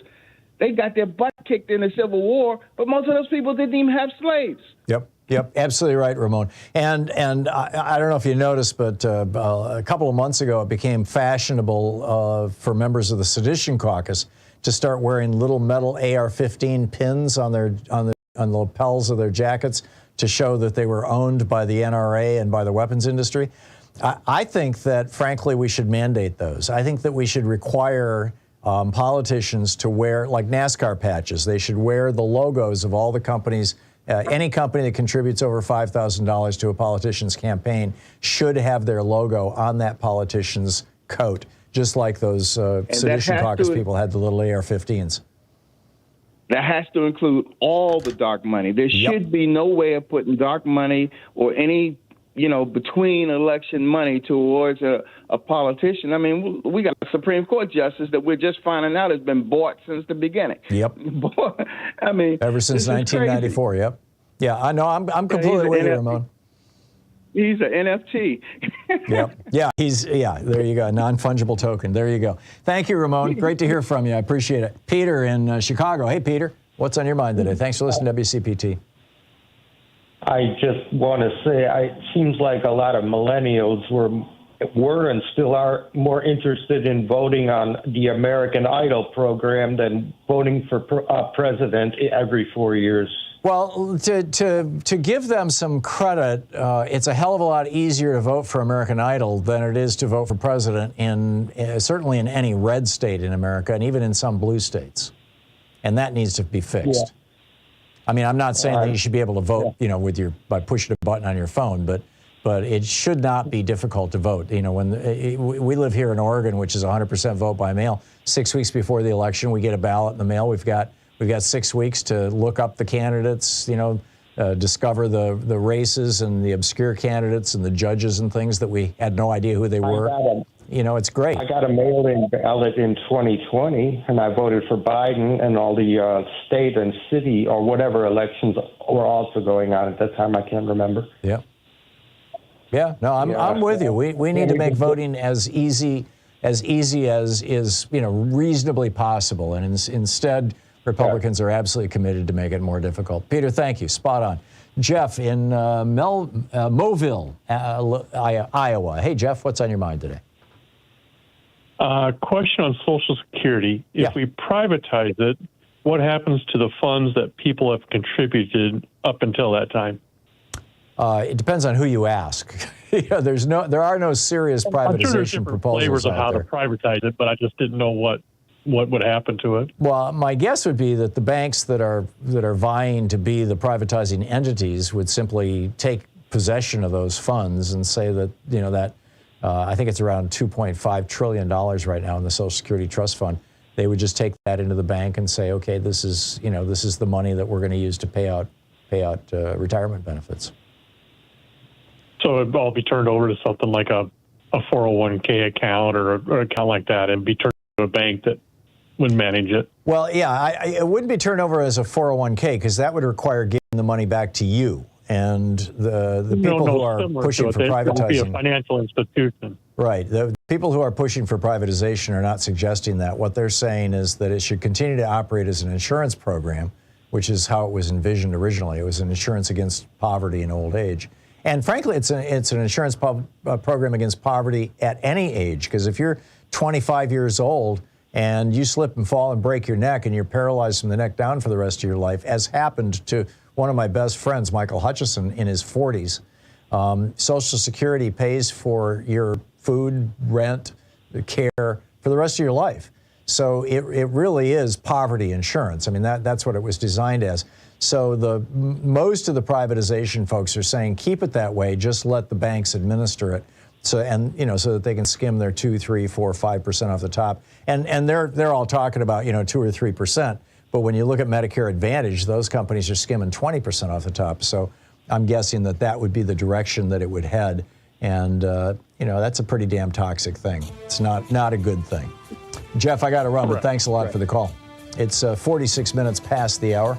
We'll be back with more of your calls in just a moment. It's the Thom Hartmann Program, the place where we dare to ask, is Walmart a person? And we dare to say, no, the Supreme Court was nuts when they said that.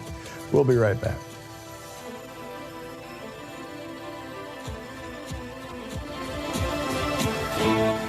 You're listening to Thom Hartmann. Visit thomhartmann.com for audio and video archives. Speaking the truth, the big banks who want to privatize Social Security would really rather you don't know. I'll be right back with you.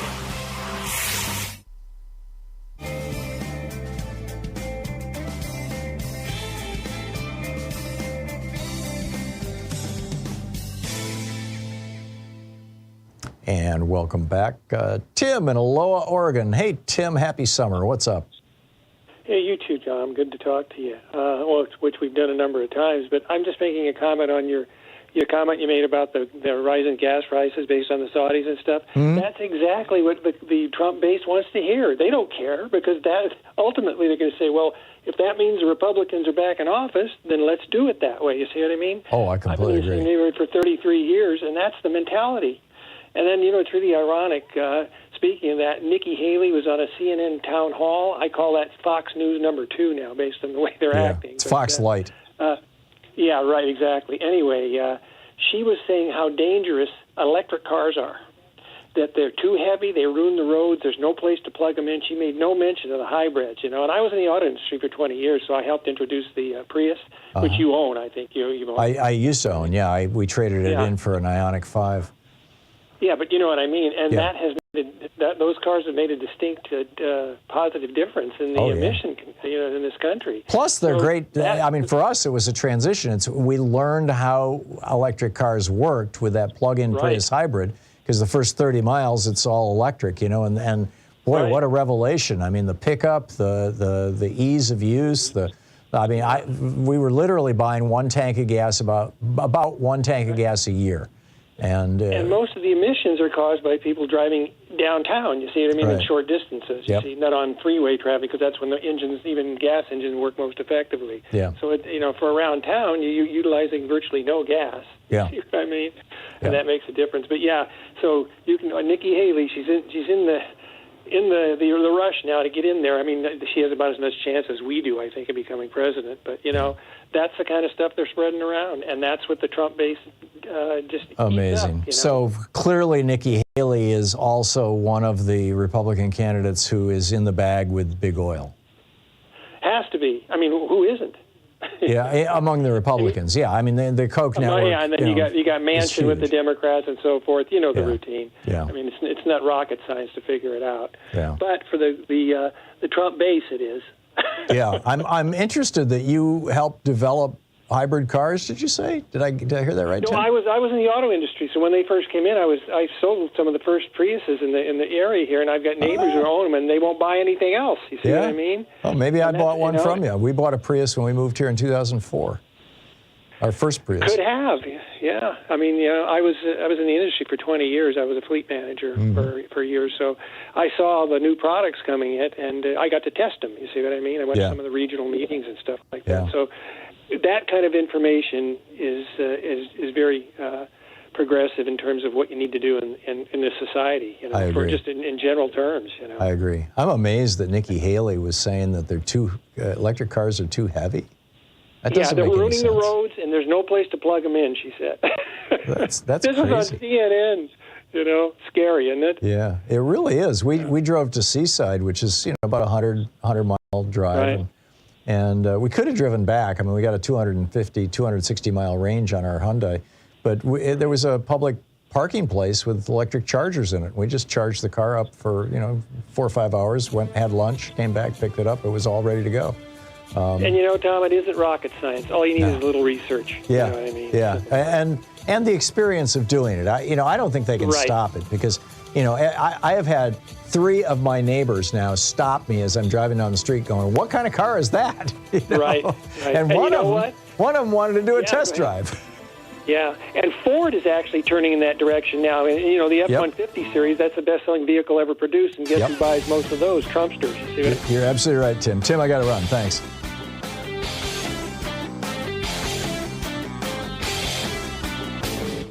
Help support progressive radio. If you're listening to us on a commercial station, call their advertisers and let them know you're listening. If you're listening to us on Pacifica, one of our many nonprofit stations, please support them when they do their fundraising drives. Thanks for supporting Progressive Talk Radio, and tag you're it. Welcome back. 9 minutes before the hour. Lisa in Madison, Alabama. Hey, Lisa, what's on your mind today? Hi, Tom. Oh, I'm so frustrated. Well, I live in Madison, Alabama, which North Alabama has always been more liberal than South Alabama since the Civil War. But your show is a lifeline to me, a lifeline to my sanity. Well, thank you.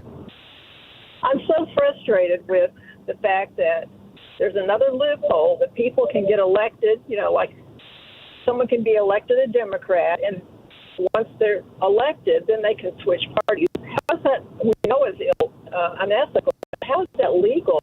Are you talking about what just happened in North Carolina? Yes. And also, I think that Joe Manchin and Kirsten Sinema are probably moles. If the Republicans can find a loophole, they're going to do it. Yeah. I don't think they're moles. I think they're just corrupt Democrats. The party is not, and never has been. No political party ever has been, just filled with good people. You're always going to have some bad apples, sadly. Right. But isn't it a betrayal of the constituents who voted that person? How can they do that? It is, and I doubt she'll get reelected. I would be astonished, although she will have a lot of billionaire money behind her. The right-wing billionaires on a 9-to-1 ratio give money to Republicans through it's about 50-50 right-wing and left-wing billionaires with the actual campaign funds. But the actual campaign funds have become largely irrelevant these days. But when you look at the dark money coming in, which is really what swings elections nowadays, it's 9-to-1 Republicans to Democrats in terms of billionaire dark money. And how much of that is foreign money, we don't know. We don't know. You're right, because as John Paul Stevens pointed out in his dissent in Citizens United in 2010, we have now legalized Tokyo Rose. Any billionaire from any other country can come into the United States, and they do. I mean, look at the millions and millions of dollars that Russia poured into the NRA in 2016, and then the NRA used to support Republican candidates, including Donald Trump. And it's 100% legal because of Citizens United, which is just nuts. I mean, it's just people, all these Republicans, they run around yelling about sovereignty. It's sovereignty. Oh, my God, sovereignty. We got to have a wall to protect our sovereignty. Oh, Russians want to come in and buy our elections? Oh, that's fine with us. It's like, really? Right. Really? Okay, Lisa, I got to run, but thank you for the call. Thank Spot you on. so much. Good talking to you. Appreciate it. And keep the faith there in Northern Alabama. Vicky in Harvard, Illinois. Hey, Vicky. I didn't know there was a Harvard, Illinois. What's up? Hi, Tom. Yeah, actually, I've moved since then, so I live in the UP of Michigan, but really? That's okay. I can update your record here if you'd like. You want to give me a new city? Okay, yeah. Yeah. And I wanted to say thank you for all that you do because, it's wonderful that you're out there giving people information. Well, thank you. What city are you living in now, Vicky? Oh, I actually live in Marquette area. Oh, okay. Cool. So, I've been there. It's a beautiful part of the country. Yeah, it is, and it's a little smoky now at the moment, though. But oh yeah, I read that. A good chunk of Michigan, isn't it? Over in Grayling area, downstate. Wow, Louise and I used to own a little farm up in Grayling, or a little farmland. Okay. We had 80 acres there along a river, and but that was back in the 70s. Anyhow, back to you, Vicki. I'm sorry. I'm blithering. Yeah, no, that's okay. Anyways, what I was wondering was when we talk about abortion, why aren't we talking about it more in the terms of a medical procedure? And the reason why I say that is because, I've talked to people, and when you say abortion, they immediately think the killing babies. And then if you call it like a D&C, then they're like, oh, well, that's something else. Mm-hmm. But really, it's the same thing. And they don't understand that, you can have an abortion for a fetus that has been miscarried. You can have an abortion for like a tubal issue. You can have an abortion for, various things that would not allow for a viable fetus. Right. So, I guess I'm wondering why we keep saying, killing babies versus trying to educate people so that they understand that, it's a procedure. I would argue that first of all, DNCs can be used to remove an implanted zygote, or there's other medical purposes for DNCs that have nothing to do with abortion. Right. Just for the record. But I would argue that the people who are using the killing baby language are basically Republicans and anti-abortion zealots, and pretty much everybody else is doing what you're talking about, Vicki. They're talking about abortion as a medical procedure. As health care, increasingly it's being referred to as women's health care, and I think that's a good idea. I think you're absolutely right. That's how it needs to be framed. Vicki, I got it all. Nice to hear from you. Thank you. Have a wonderful day. Thank you. You too, and happy summer. I hope the smoke doesn't get you. We'll be right back.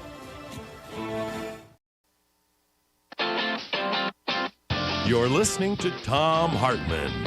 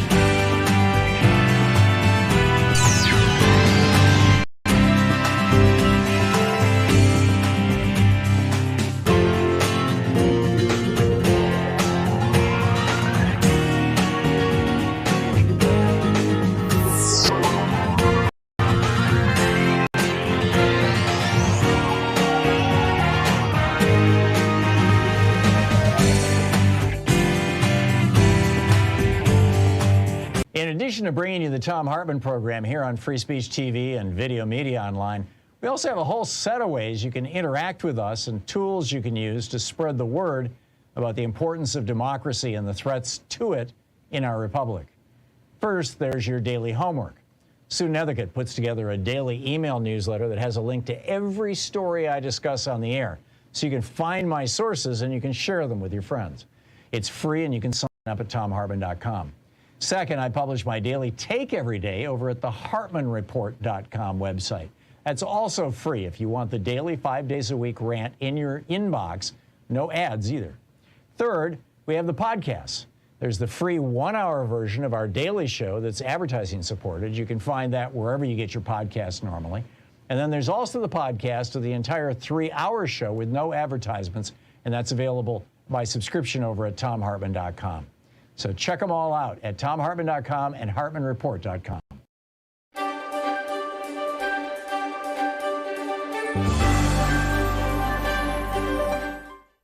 We're reading today from a book by David Sanger, the Pulitzer Prize-winning New York Times national security reporter. The title of the book is The Perfect Weapon: War, Sabotage, and Fear in the Cyber Age. We're reading from the preface. A year into Donald J. Trump's presidency, his defense secretary, Jim Mattis, sent the new commander-in-chief a startling recommendation. With nations around the world threatening to use cyber weapons to bring down America's power grids, cell phone networks, and water supplies, Trump should declare that he's ready to take extraordinary steps to protect the country. If any nation hit America's critical infrastructure with a devastating strike, even a non-nuclear one, it should be forewarned that the United States might reach for a nuclear weapon in response. Like most things in Washington, the recommendation leaked immediately. Excuse me. Many declared it a crazy idea and wild overkill. While nations had turned their cyber weapons against each other dozens of times in recent years, no attack had yet proven to cost a human life, at least directly. Not the American attacks on Iran's and North Korea's weapon programs, not the North Korean attacks on American banks, a famed Hollywood studio, and the British healthcare system, not the Russian attacks in Ukraine, Europe, and then at the core of American democracy. That streak of luck was certain to end soon, but why should Donald Trump or any of his successors take the huge risk of escalating a cyber war by going nuclear?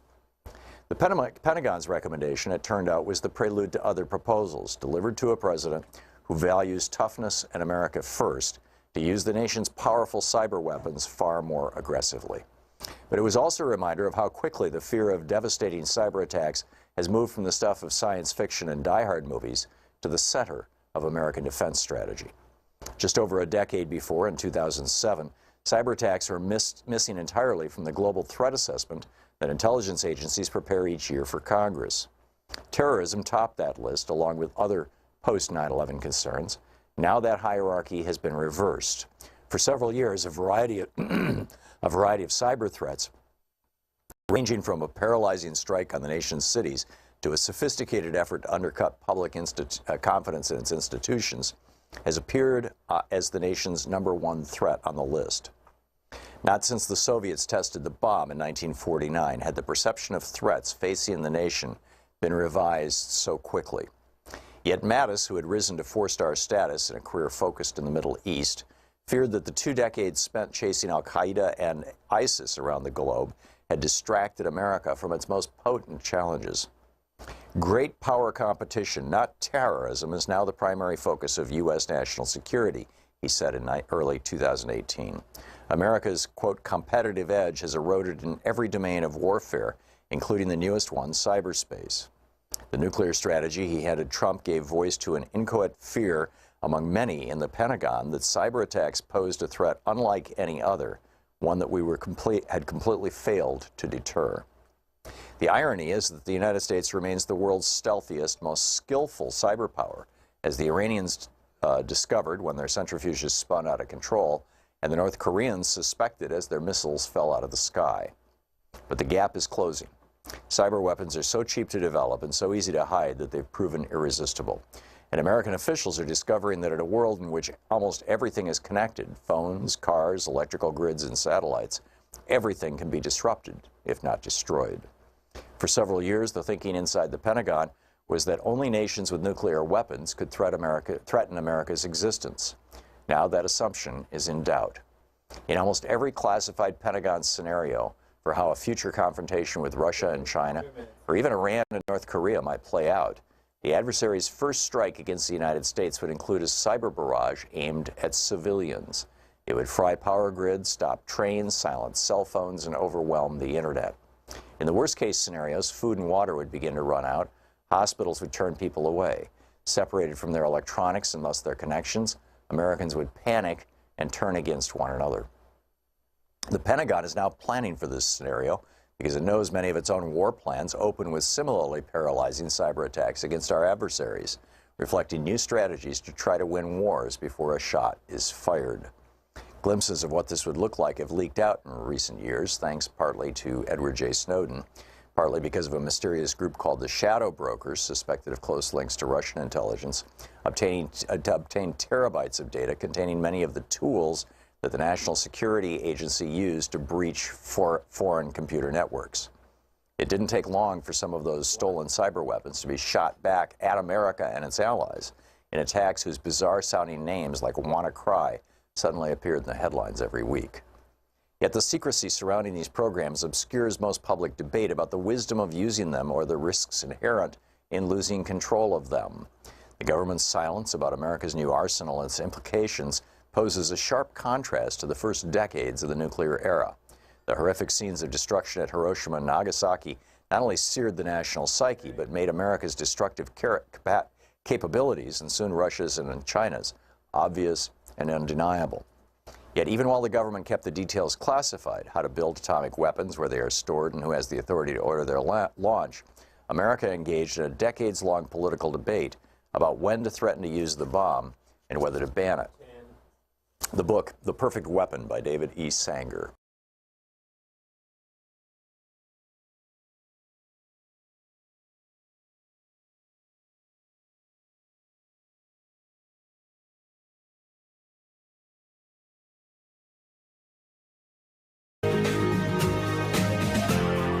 This is the Thom Hartmann Program. And welcome to the third hour of our program, how the Republican Party became the party of vigilante violence. This is a remarkable piece, Aaron Gupta writing over on rawstory.com. Ron DeSantis, Matt Gaetz, Marjorie Taylor Greene have all called Daniel Penny, the white guy who choked to death the black homeless guy on the subway in New York City, a hero. Greg Abbott said that he was going to pardon Daniel Perry, the guy who was convicted of murdering Garrett Foster during a Black Lives Matter protest in Austin, Texas. Perry texted a friend, quote, "I might have to kill a few people on my way to work." And then he drove his car into a crowd before shooting Foster. Ted Cruz was among the Republican officials who mocked the assault on Nancy Pelosi's husband. Paul Gosar, the fascist from Arizona, tweeted an altered anime video showing him killing Alexandria Ocasio-Cortez with a sword to the neck. In the 2020 National Republican Convention, they glorified this white couple who pulled out guns on unarmed, peaceful Black Lives Matter protesters. Remember those two lawyers? They came as guests to the RNC. This has become a campaign staple, violence. You see Republicans, shooting assault weapons, blowing up things, running into houses with guns. I mean, this is their thing now for Republicans is showing how violent they can become. What's this doing to our society? Vox did an in-depth piece on this, and they found 40 times between 2016 and 2020 when Donald Trump explicitly and overtly called for violence. And the result of that was that threats against members of Congress after Trump's first year in office went up in 2021, increased tenfold. That's a 1,000% increase, I think? I don't do math well. 9,625 incidents just in 2021.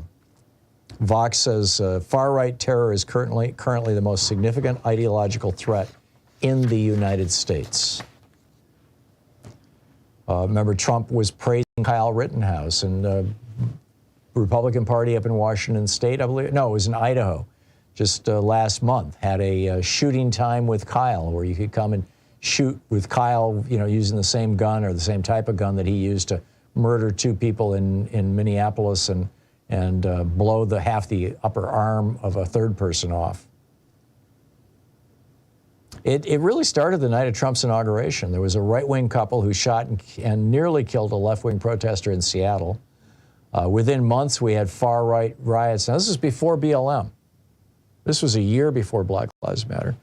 In fact, it was 3 years before Black Lives Matter. We had far-right riots right here in Portland, with the Proud Boys basically taking over the city and the cops letting them do it, doing their, and they were doing it in Berkeley as well, in Berkeley, California. And then, of course, you had the Unite the Right rally in August 2017 in Charlottesville, Virginia. And they continue to sell this stuff. I mean, this was Nixon's Southern strategy on steroids. The Republicans claiming, oh, it's blacks who are responsible for crime. Right, when, who has been the most violent in the history of the United States? White people. Who killed Native Americans? White people. Who enslaved black people? White people. Who commits the majority of crime in the United States? White people. Who steals literally hundreds of billions of dollars a year in white-collar crime? White people.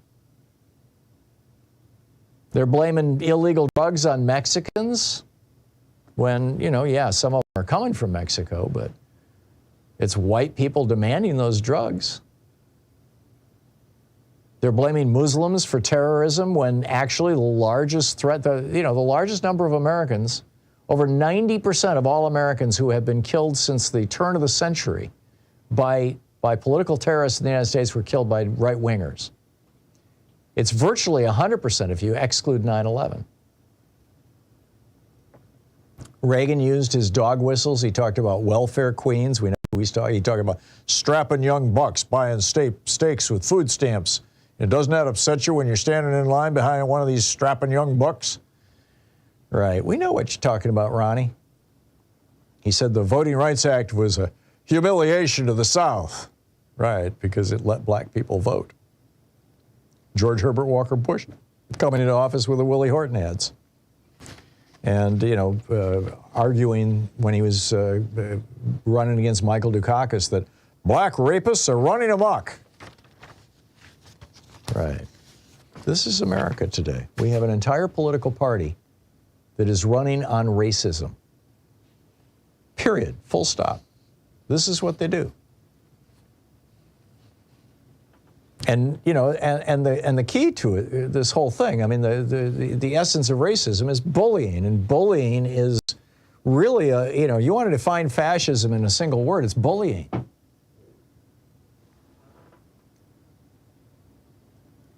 So first we have a long history of bullying black people in the United States, and then Hispanics, brown people, bullying Chinese people or Asian people, the Chinese Exclusion Act of 1886, for example. And of course, not just bullying, but slaughtering Native Americans who filled every nook and cranny of this country when Columbus first arrived here. And now they're going after the queer community. Now they're going after queer people. They're the LGBTQ community with these anti-drag laws, among others. Well, in Tennessee, a federal judge who was appointed in 2017 by Donald Trump called him out. They had passed this law. It was called the Adult Entertainment Act, the AEA, that said that performers who performed in wearing the costume of the assigned at birth could go to prison if there was a kid in the audience. And he basically took it to him. He said, this is about free speech. This is about the First Amendment. People get to dress however they damn well please in America. And drag performances are not sexual. You don't see people humping each other in a drag performance. There's not simulated sex. They're not sexual. They're about, arguably about gender. He referred to them as female impersonators in his decision. But he said this is impermissible. The impermissible purpose of this law is chilling constitutionally protected speech. He said any law like this that is, this restrictive, he said, that mandate as to speech is limited by the First Amendment to the United States Constitution, which commands that laws infringing on freedom of speech must be narrow and well-defined, and this law, the AEA, is neither. It's a 2-day trial with a federal judge who was a Trump appointee. This is a guy who was, vetted by the Federalist Society. He went on to say, the chance that an officer could abuse the wide discretion given for enforcing obscenity laws is troubling, given an art form like drag that some would say purposefully challenges the limits of society's accepted norms. It's brilliant. He's calling drag an art form, which it is. And he's saying that it's an art form that is actually a political statement. It's challenging society's accepted norms, which it is. And the Supreme Court has historically, and all courts basically, have historically held that the most protected form of free speech is political free speech. It's more protected than any other form of free speech. And you've got Republicans trying to say, oh no, this is obscenity. No, he's saying it's not obscenity. This is an art form that is making a political statement. He says the law failed the strict scrutiny test. It violates 2 other constitutional restrictions. It's too vague and it's overbroad. Good on this guy. I mean, we're starting to see the pushback. This is what we're starting to see. We're starting to see the pushback now. You've got Republican candidates who are calling out Donald Trump for president. Chris Christie's about to get into the race, and he's going to go after Trump with everything he's got. And other candidates are starting to cautiously criticize Donald Trump. I think you're going to see a lot more of that once he's arrested by Jack Smith. Knock wood. We're starting to see the rise of moderate Republicans. Now, I realize that, many people consider that an oxymoron, and we all understand that a moderate Republican is one who simply wants to do the bidding of the big oil companies and the rich people and big corporations in America, but doesn't necessarily want to do all that on the back of black people and queer people. Doesn't need to demonize people, doesn't want to destroy public education, for example, simply because the Supreme Court ruled that it has to be integrated. But I think that we're at a turning point. I really do. I think that the Republican Party is in a crisis right now. And I think that they're going to be reinventing themselves. I think that America is waking the hell up to what's going on. We talked about taxes earlier. Americans are figuring out that this is a scam that Reagan started 42 years ago. I'm actually very optimistic about where this is all going.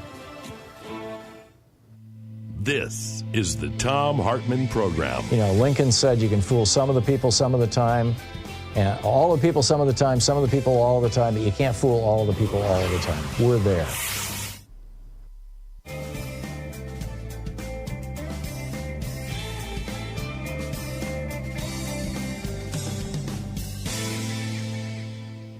And welcome back. James in Portland. Hey, James, thanks for listening to X-Ray FM. What's on your mind today? Hey, Tom. I'd like to talk about this accountant they had on 60 Minutes about a month ago. I'd like your listeners to hear this. So They had an ex-top accountant of the Mormon Church on there. Mm-hmm. And he was asked how their finances are set up. Right. And he explained that there's like 2 types of funds. They have one for their charities, and the other one is a hedge fund for their businesses. And then... That their businesses can invest in, you mean, that pays dividends? Well, it's if they have a business that gets in financial trouble, they can bail it out, and they've done that. I see. So it's like a bank. So anyway, yeah. Anyway, they asked the guy how much money's in this hedge fund type thing, and he said 150 billion. Doesn't surprise me. Yeah, it doesn't surprise me. I believe the largest Mormon-owned company in the country is Marriott. Although I'm not sure that they still are. They've gone public and all that kind of stuff. I've owned stock in Marriott for years because back in the day, if you were a shareholder, you got a 10% discount on hotels. And I was doing a lot of seminars, teaching seminars. And so I bought 2 shares of Marriott stock for like $30. And I've just held it all these years. It's now worth about $400. I should have bought, 200 shares or 2,000 shares, but I didn't have the money back then. Marriott always used to have the Book of Mormon next to the Bible in their hotels. I don't think they do that anymore, but there's some very large Mormon-owned companies. So how can they be tax exempt being a church? They don't get taxed on this. That's right. What's the deal? I don't know how you would be tax exempt if you've got a fund for businesses other than simply declaring it a nonprofit business. That's an interesting one.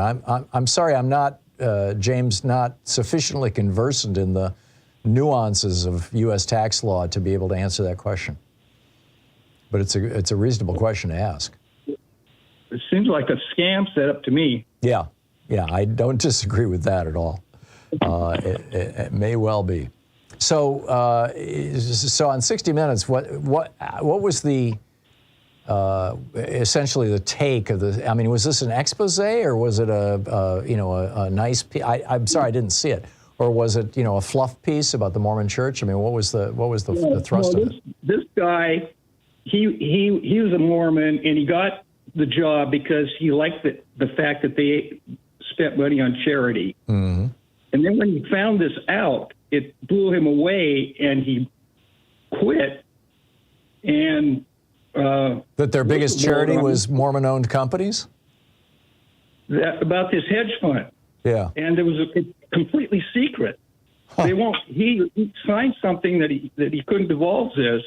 Yeah. And so then they went to talk to the guy that replaced him, and the guy wouldn't say. Right. He wouldn't of course. talk about it. Yeah, he doesn't want to violate his non-disclosure.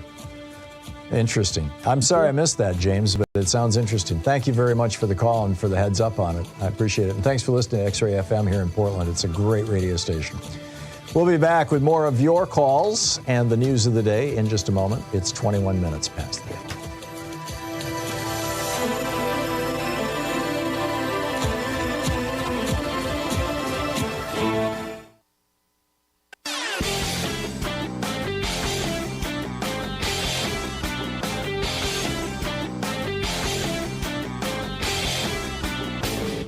Missed my opening rant today? It's usually published over at HartmannReport.com, where you can read it and share it with your friends for free. Check it out, HartmannReport.com.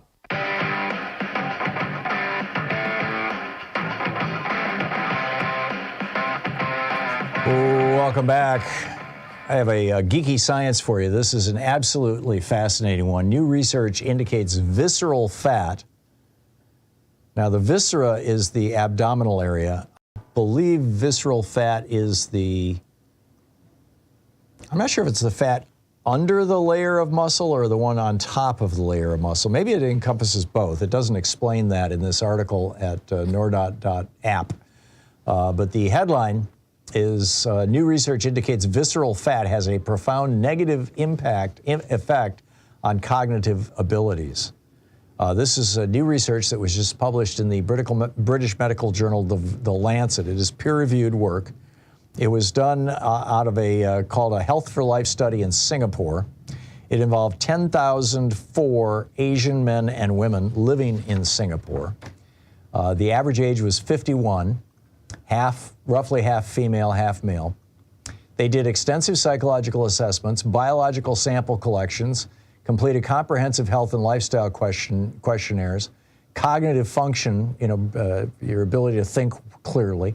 Cognitive function was evaluated using a computerized test adopted from the UK Biobank, which covered 4 major cognitive domains. About 23% of the participants were classified as obese, and there were a variety of people had various, what are referred to as metabolic conditions like hypertension and diabetes.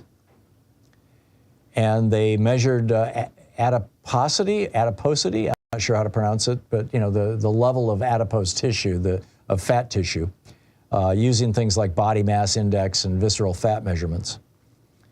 And what they found was that high levels of body mass or BMI or visceral fat were significantly associated with cognitive function and with a decline in cognitive function. Metabolic syndrome in particular, this is where your body doesn't handle sugars and starches well because insulin resistance, that whole thing, which for many people just happens as they age. High levels of visceral fat and low HDL cholesterol were all related to poor cognitive performance. One of the researchers said, we were all surprised by the impact of visceral fat. Visceral fat is anatomically a far distance from the brain, and yet it has a profound and systemic effect through various biological mechanisms. This is why this researcher said visceral fat is so fascinating. It's small but mighty. Other factors like blood pressure, cholesterol, blood sugar levels did not show the negative impact on cognition that visceral fat did, which I find fascinating. So, another good reason, if you've got a lot of fat around your belly, to do something to reduce it. It'll make your brain work better, at least according to this study. Fascinating stuff. All righty, let's pick up your phone calls here. Is it Manish or Manish in Bridgewater, New Jersey? Hey, Tom. It's Manish is fine. Manish, okay. What's up? Long-time listener. I've called every other station show on the station. Finally getting to you. Okay. And a lot of it is because I just learned so much. I'm usually just absorbing all the info you share, and appreciate all of it. Thank you. I just wanted to touch on climate change. And last week, I think everyone saw, or maybe people saw the reports about State Farm pulling out of California on new homeowners. Yeah, we talked about policies. Just to add to that, Allstate also. Oh, really? So not just State Farm. Allstate has also joined them in that. Wow. And, everyone knows about Florida, right? What a disaster the homeowners insurance situation is. Oh, it's exploding, the price. If you can even and get they it. don't have, and the ones that are offering it, 90% of them are like on the state's watch list because they're like no frills kind of places that are going to go bankrupt or are insolvent. So, but no one's paying attention. I mean, those people in that state of Florida and those states that always get hit with tornadoes and hurricanes, they just don't seem to care, right? They just still believe it's a hoax. I think they're largely uninformed. I don't think they're watching the news, frankly. Yeah, but I don't think anyone's going to. Those people, whether it's here in the U.S. or globally, are going to change their sentiment on it until there's like a global catastrophe. Yeah. Which at may a be COVID happening level. Otherwise, over the next couple of years. It may be, but appreciate you taking the call and love. Thank you, Manish. I think it's closer than we realize. Thank you. Program. Call 202-808-9925. Helping you win the water cooler wars. Be right back with your calls on the other side of this break.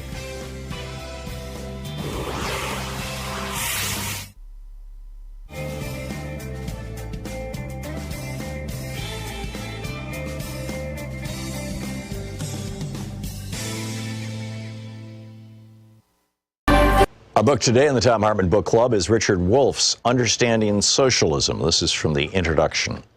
Socialism is a kind of yearning for a better life than what capitalism permits for most people. Socialist yearnings are as old as capitalism itself because they are its products. Where and when capitalism's problems and failings have accumulated criticism and critics, socialist voices have arisen. And so it is again now. Any serious discussion of socialism must begin by acknowledging socialism's rich diversity. Whatever particular aspect of socialism we choose to analyze, they need to be located within socialism's complexity. That avoids presenting one's own interpretation as if it were the entire. In this book, I focus on the economic aspects of socialism, how it differs from capitalism in broad outlines.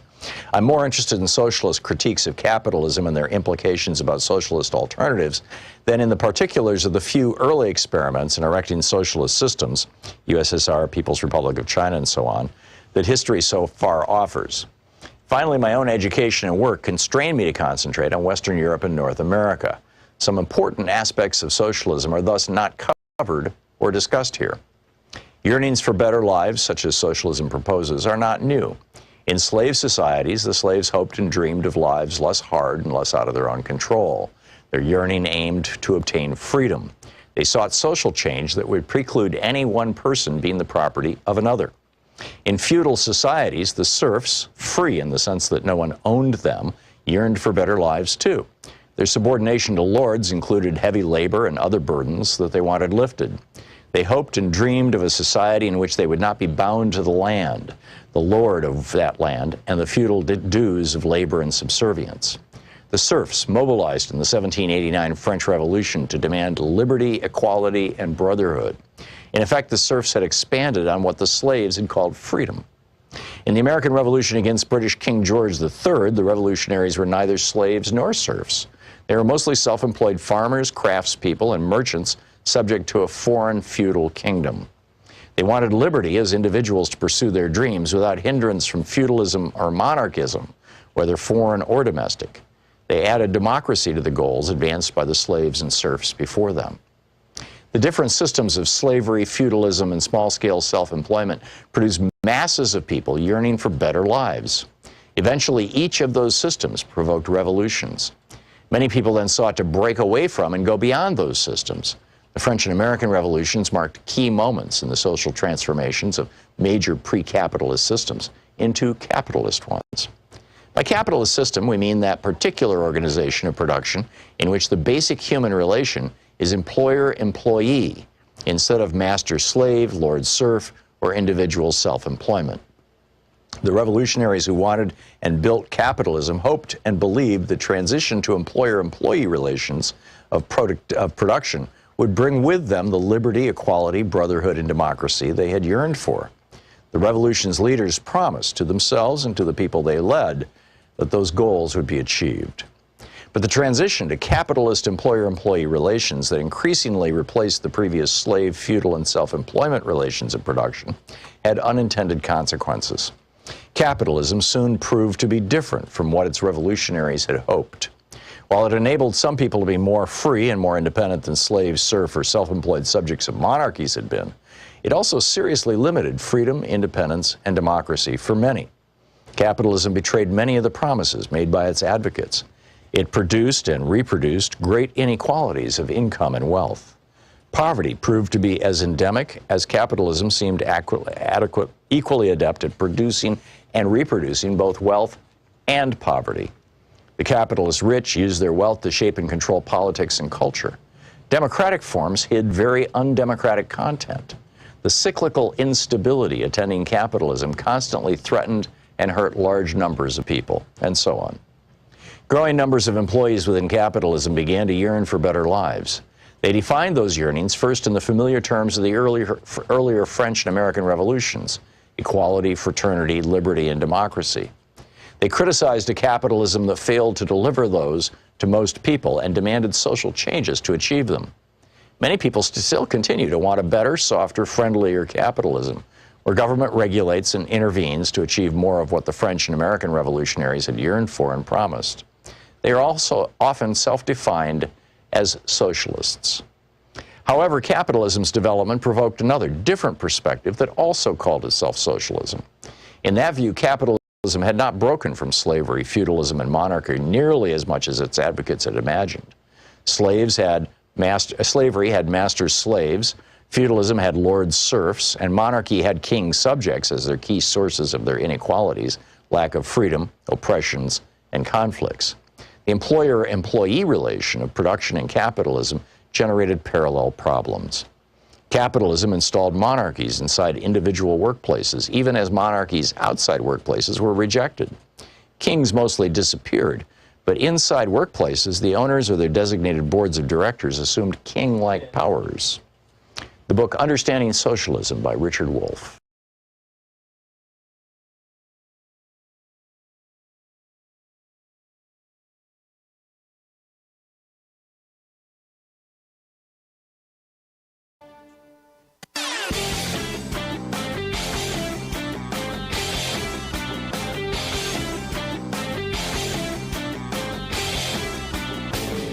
From international trade policy to immigration policy to housing, we've got all kinds of topics. The wars between Republicans and Democrats, the Republican efforts to induce fascism in the United States. A great selection of opinions will be found over at HartmannReport.com. So Republicans are constantly trying to figure out ways to prevent people from voting. Why? Because they have nothing to offer people other than, bigotry and misogyny and hate and stuff like that. Oh, and tax cuts for billionaires. So in 2020, the early polling down in Texas was showing that Donald Trump was going to lose to Joe Biden. Now, keep in mind, this was also during the pandemic. And so Attorney General Ken Paxton, Republican, now impeached, came up with a bright idea to scare people away from voting in Harris County, exclusively in Houston. 4.7 million people, 2.5 million registered voters. And so he forbade the county from mailing out applications for mail-in ballots, and then went on Steve Bannon's show to brag about how they wanted to send out 2.5 million ballots, and we were able to stop every one of them, thus giving the election to Trump in Texas. It's amazing. There's a whole piece about it over at HartmannReport.com. Check it out.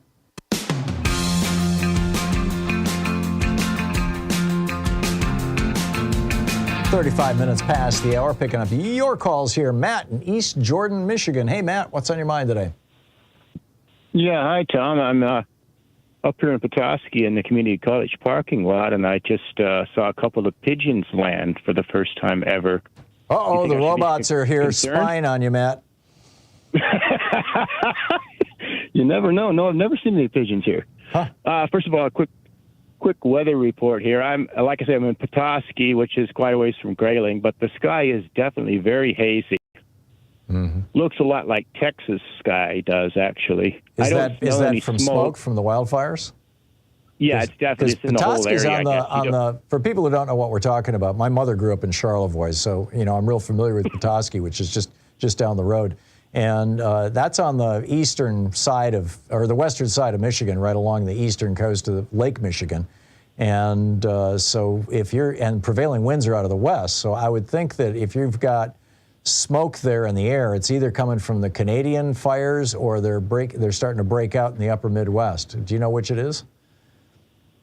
I'm actually guessing it's the Canadian fires because Grayling is east and south of here. Uh-huh. And like you say, the west, I haven't really fought. There hasn't been hardly any wind at all, by the way, for the last couple of weeks, Tom. Oh. Just very little wind. But you got a heat dome. Normally, whatever wind there is comes from the west across the lake. Right. And northwest wind, that's normal. But there's been very little wind. But we've had this hazy condition, which it makes the moon look nice at night. Yeah, it turns everything red. Skies get bright exactly. red. Yeah, we had it here a couple of years ago. We had terrible fires here in Oregon. In fact, it was hard to breathe for 3 days. It was it got dangerously bad. Well, fortunately, it's not anywhere close to that. It's just definitely hazy and very dry. The lawns are all turning brown like they normally. That doesn't usually happen until August around here. Mm-hmm. And except for the wealthy people that water all the time in Charlevoix, they're all about half dead. Yeah. Or dormant. Yeah, Charlevoix is, for people who don't know, is probably the most upscale of the northern part of the Lower Peninsula resort towns, as it were. Except for Harbor Springs. Yeah. So that's not what you called about, Matt, though. Thanks for the report. No, it certainly isn't. I called about voting, actually, but since you brought up the topic of your optimism, that's kind of tempered. Last night, I don't even know why, but I rewatched the 1968 classic Wild in the Streets. I never saw it. You never saw it? No, I'm sorry. Well, I would recommend it. It's very corny, but the slogan of it was Fight for 14. And a rock star buddies up to a California senator who's trying to lower the age of voting. Okay. And the senator wants to lower the rate. This is part of the Vietnam, if we're old enough to die, we're old enough to vote movement. Oh, yeah, I remember, the eve of destruction, Barry, what's his name? Right. Yeah. Barry McGuire, I believe. McGuire, you're right. Yep, it was Barry McGuire. Anyway, so the rock star says, well, that's BS. We have to lower their age to voting to 40. Well, they settle on 15. Mm-hmm. And I don't want to get too much into the movie, but after I got done watching it, I just looked at demography is so important. Yeah. And I think we ignored a lot. And at that time, because of the baby boomers, we had this exploding population of people under the age of 20 or under the age of 30. Right. It's why we got the 27th Amendment to lower the voting age to 18. Exactly. And this is important. And this is why my optimism is tempered as far as us being on the brink of a new liberal age or some kind of something to get us out of this mess that we're in right now. Our population is aging. It's getting older and older. And the largest growing group is people that are like over 50 or even my age, over 60. Mm-hmm. And that age group, and it doesn't matter whether you're an immigrant, I think, or from the United States or whatever, those people are just naturally conservative with a small c. Don't you agree? I'm not sure it's so much naturally conservative. I think they're the people who have been driving to work for most of their lives and listening to right-wing talk radio, and they're well indoctrinated. I would not disagree with the fact that, more than half of, at least among white people, more than half of your millennials and your Gen Xers and Gen Zers are fairly conservative. Excuse me, Gen Xers are conservative, but and some of the millennials. But the Zoomers are coming, and the Zoomers are like 80%, progressive. I mean, it's just an amazing new generation coming up. No, I'm hopeful for that, which gets to the real reason I called initially, which was we got to get them to the vote. Yeah. Now, earlier in this show, and I asked you about this a little bit a few weeks ago, I can order any kind of product from just about any country and order it online. Right. I can check my Social Security payments online. I can do everything online. The grocery stores are trying to push you into using, automatic checkers. Yep. The banks are trying to push you into online banking. And I actually like those systems, quite frankly. So why not online voting? I think this would just cause an explosion in the vote and access to the vote. And there's got to be ways to confirm the vote. All these Republicans, they're all for business, and I don't see them, despite hack attacks and various problems, none of those people are advocating anything that would stop them, selling products. Yeah. So why not push online voting? Because of suspicion. This is why we need, in my opinion, we need paper ballots universally across the country. That doesn't mean that voting shouldn't be convenient. There are 5 states. So I live in one of them, Oregon, where 100% of voting is done by mail. You get your ballot 6 weeks in advance. You have plenty of time to fill it out. It's a paper ballot. You mail it back in. It comes in a postage-paid envelope. It doesn't even cost you 50 cents to mail it. And it's super convenient. It's super easy. And there's no possibility that anybody can say, oh, it got tampered with in a computer, because there's a piece of paper there. If you ever want to audit it, there's the paper. Okay, you could have both systems. You could have a paper ballot that you keep as a record, or even file them, and you would cross-check it, and you just mark a box. I voted online, but I'm also mailing in my ballot, or I'm coming to the polling place. Yeah, no, I completely get what you're saying, Matt. And in a rational world, you're probably right. But here's the thing, Diebold is or at least was in 2004, the largest manufacturer of automated tellers, the banking machines that hang on the outside of banks. Right, yeah, ATMs in the country. And so they use that credibility to go into the electronic voting machine business. And then Wally Odell, their CEO, comes out in the 2004 election, against John Kerry, and says about Ohio, because he lived in Ohio, he said, we're going to deliver Ohio for John Kerry, the CEO of Diebold.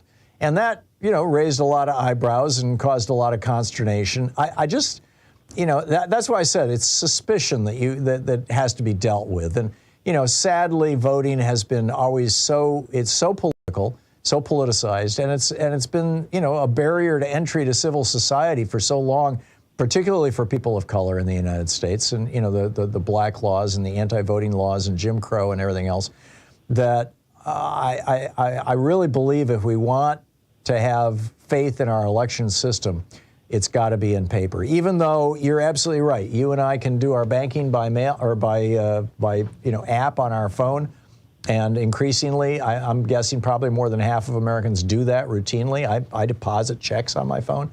It's easy peasy, but when it comes to voting, and also there's not the double checks. I mean, if you deposit a check on your phone, what the balance is on your, you can track all that. You can track where the money came from, where it went, and where it goes after that. With your vote, you might be able to track that your vote was received or even that it was counted. I can do that here in Oregon. But, there's still that suspicion, and that's the problem. Matt, I got to run, but thanks for the call. It's a good point. Excellent point. You're listening to Thom Hartmann. Visit thomhartmann.com for audio and video archives. It'll be 15 minutes before the hour in a second or 3. We'll be right back with more of your calls. Stay tuned.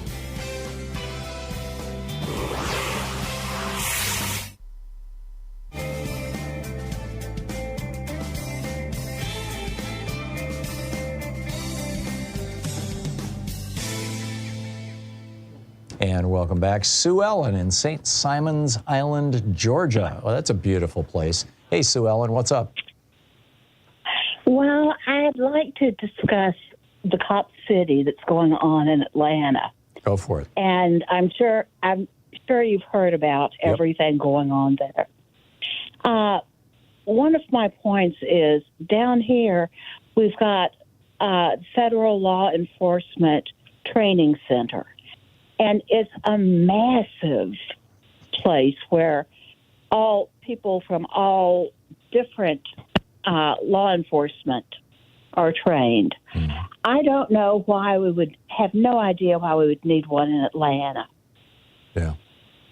I'm not all that familiar with the local politics or the local demand for it. I do know that there are people, the thing that seems to me a real tragedy is that the people who are protesting it are now being charged with federal crimes. They're going after them under the RICO Act. People who are just protesting something are looking at years and years in prison. One guy was shot dead, and it's quite clear that he was not threatening the police officers. He was sitting on the ground with his hands in the air and just got riddled with bullets.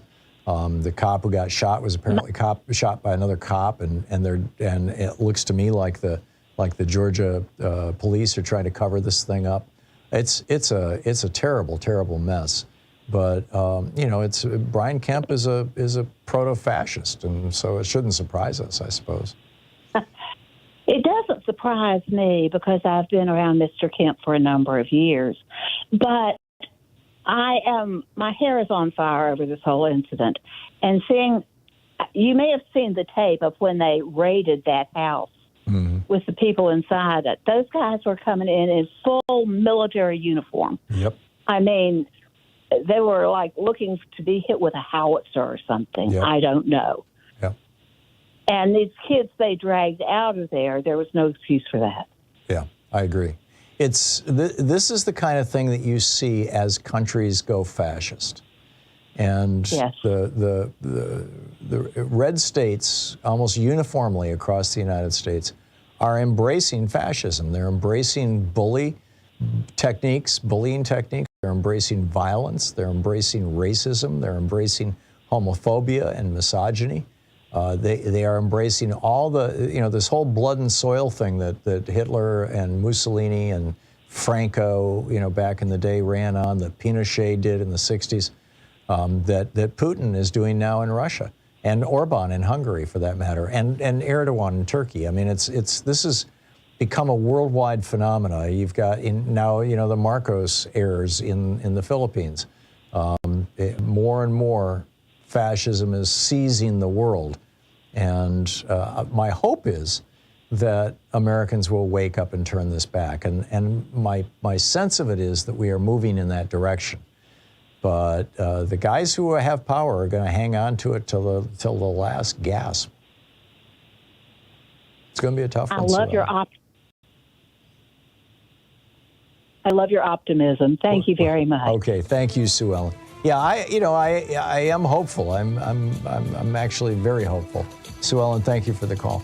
But I'm also a realist. I realize this is, power is never surrendered easily. Power never surrenders itself. It always fights. And it's going to be a real challenge in these red states, particularly Georgia. Brian Kemp is a particularly astute politician. We'll be right back.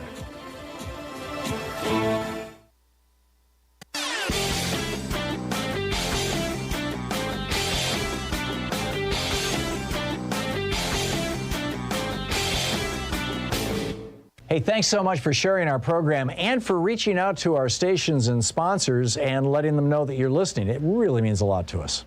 So back in 1933, when Franklin Roosevelt became president, we were in the depths of the Great Depression. He raised the top income tax rate on billionaires from 25% to 90%. The ultra-rich were screaming, and here's what he had to say. A number of my friends who belong in the very high upper bracket have suggested to me on several occasions of late that if I am re-elected president, they will have to move to some other nation because of high taxes here. Now, I will miss them very much. He just took it right to them, right?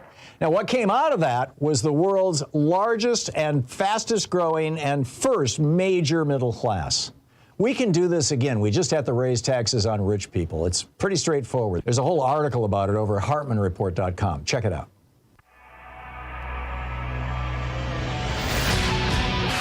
Oh, welcome back. Picking up your calls here. Paul in La Mesa, California. Hey, Paul, what's up? Hey, Tom. Hey, I got friends that they will listen to both sides, but if you mention Democrat, of course, mine slams shut like a clam.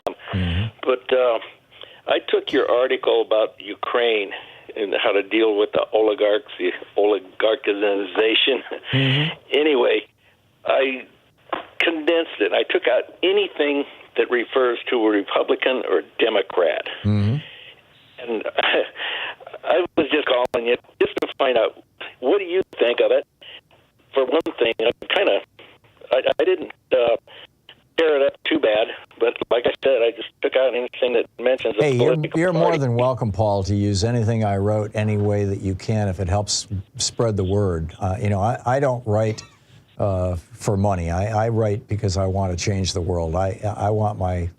I publish everything first over at HartmannReport.com, but, Common Dreams picks it up, Raw Story picks it up. I just give it away freely to any site that wants to use it, as long as they just acknowledge where it came from. That's all. Yeah, I've got your acknowledgement. I got it condensed from an article, Thom Hartmann in the Daily Post is where I got it. So. Yeah. I publish them over on, it's the only site where I actually put them up myself. And that's on Daily Kos. I just put today's piece up there this morning. Yeah. Great site. Anyway. So how did they respond, or he, or whoever it was? I haven't done it yet. I wanted to make sure that it was on the up and up. Oh yeah, it's completely on the up and up. Feel free. I've never gone after anybody for copyright violations, and probably never will. I don't plan on publishing it to the world or anything like that. I'm sure I've made mistakes where I took something out and left something. Well, even if you did, as long as you acknowledge that you've edited it and that it came from me, unless you've changed the meaning of things consequentially, it's 100% fine with me. I encourage people. No, it didn't change any meanings or anything like that. Just basically the oligization and, the Supreme Court, what it's done for us. Yeah. Go for it, Paul. I left in all the names, just took out their political reference. Yeah. Well, let me know how it works out, would you? Oh, sure will. Okay. Thank you very much. Yep, you're welcome, okay. Paul. Thank you for the call. Inez in Seattle. Hey, Inez, what's on your mind today? Hi. Earlier today, you had a caller talk about a place called Tear the work management or industries that you've been in for a long time that don't see your years of experience as a way to say you're qualified for a job that's a step up from the one that you're currently in. Mm-hmm. You have to have a bachelor's degree. That's the only thing that they're going to look at. Mm-hmm. And that's what I wanted to point out. There are a lot of people who are out there who have years of experience in their jobs, but because they don't have a bachelor's degree, they can't move up. Right. So that's what they're looking at. They're not discouraging getting bachelor's degree. I see. My youngest brother. Yeah. My youngest brother is very autodidactic, very mechanically gifted. Mm-hmm. He's actually taken apart computers. He's taken apart cameras and put them back together in working order. Right. He got a job with the state, was able to move up and get an IT job. I think at times that a lot of Americans don't quite understand that you don't need a bachelor's degree. You can do the work. You know it. And you have, very gifted people out there. Yep. I mean, like Bill Gates, he doesn't have a college degree. Yeah, he dropped out. Mike Nichols, film director, he doesn't have a college degree. Yeah, one of my brothers, runs all the computer programming for the Michigan Supreme Court, and he doesn't have a degree in the field. He's just really good at it. Been doing it for decades. And so it's not discouraging. It's not like discouraging. It's just people who are in jobs that are not even they've been loyal to the company for as long as forever, but for some unknown reason, they just are not being Well, if it's a program that is helping people without a degree, you know, move up in their jobs, then I'm all in favor of it. If it's a program that's, you know, another attack on public education or on higher education, then I'm skeptical. I don't think it is. Yeah. Well, good. Yeah, I don't Inez, think thank it you. is. Thank you. I need to get another call in, but thank you for the heads up on that. I appreciate it. Casey in Los Angeles. Hey, Casey, what's on your mind today?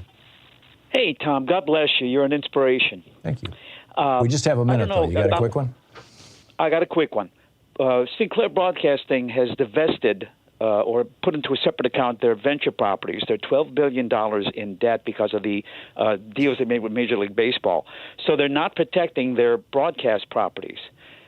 That I hope that means that they're going to have to sell some of them off to cover the debt, which means that some of their poison on broadcast TV is going to disappear. What do you think about that? Or have you heard anything about that? I know nothing about it, Casey. I don't follow Sinclair. But is there a news source that I can, I mean, you know, like I'm assuming Financial Times or New York Times are reporting on this? Where did you find out about this? I will get that to you and send it to you, Tom. Okay.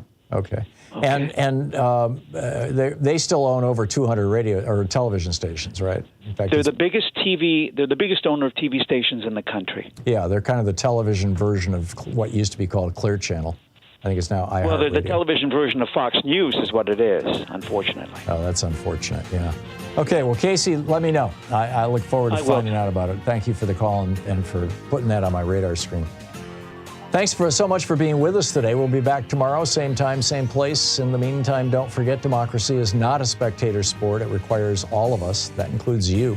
There's so much we need to do between now and November of 2024. Not to mention the elections coming up this year. So double check your voter registration, especially if you live in a red state where they routinely purge Democrats from the voting rolls. And get out there, get active, tag, you're it. We'll see you tomorrow. Have a great afternoon.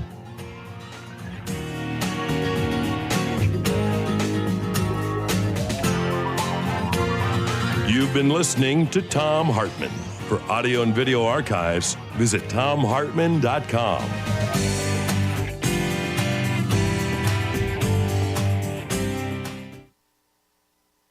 If you're a corporate employee, you know that...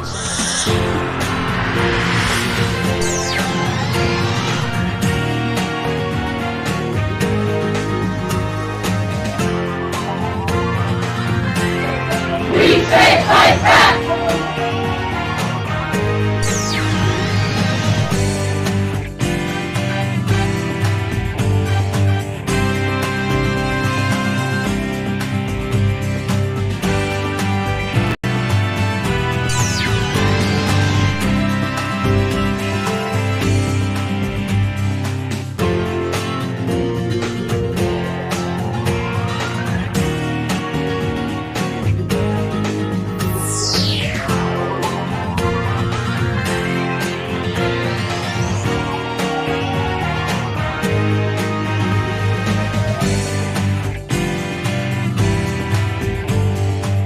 In addition to bringing you the Thom Hartmann Program here on Free Speech TV and Video Media Online, we also have a whole set of ways you can interact with us and tools you can use to spread the word about the importance of democracy and the threats to it in our republic.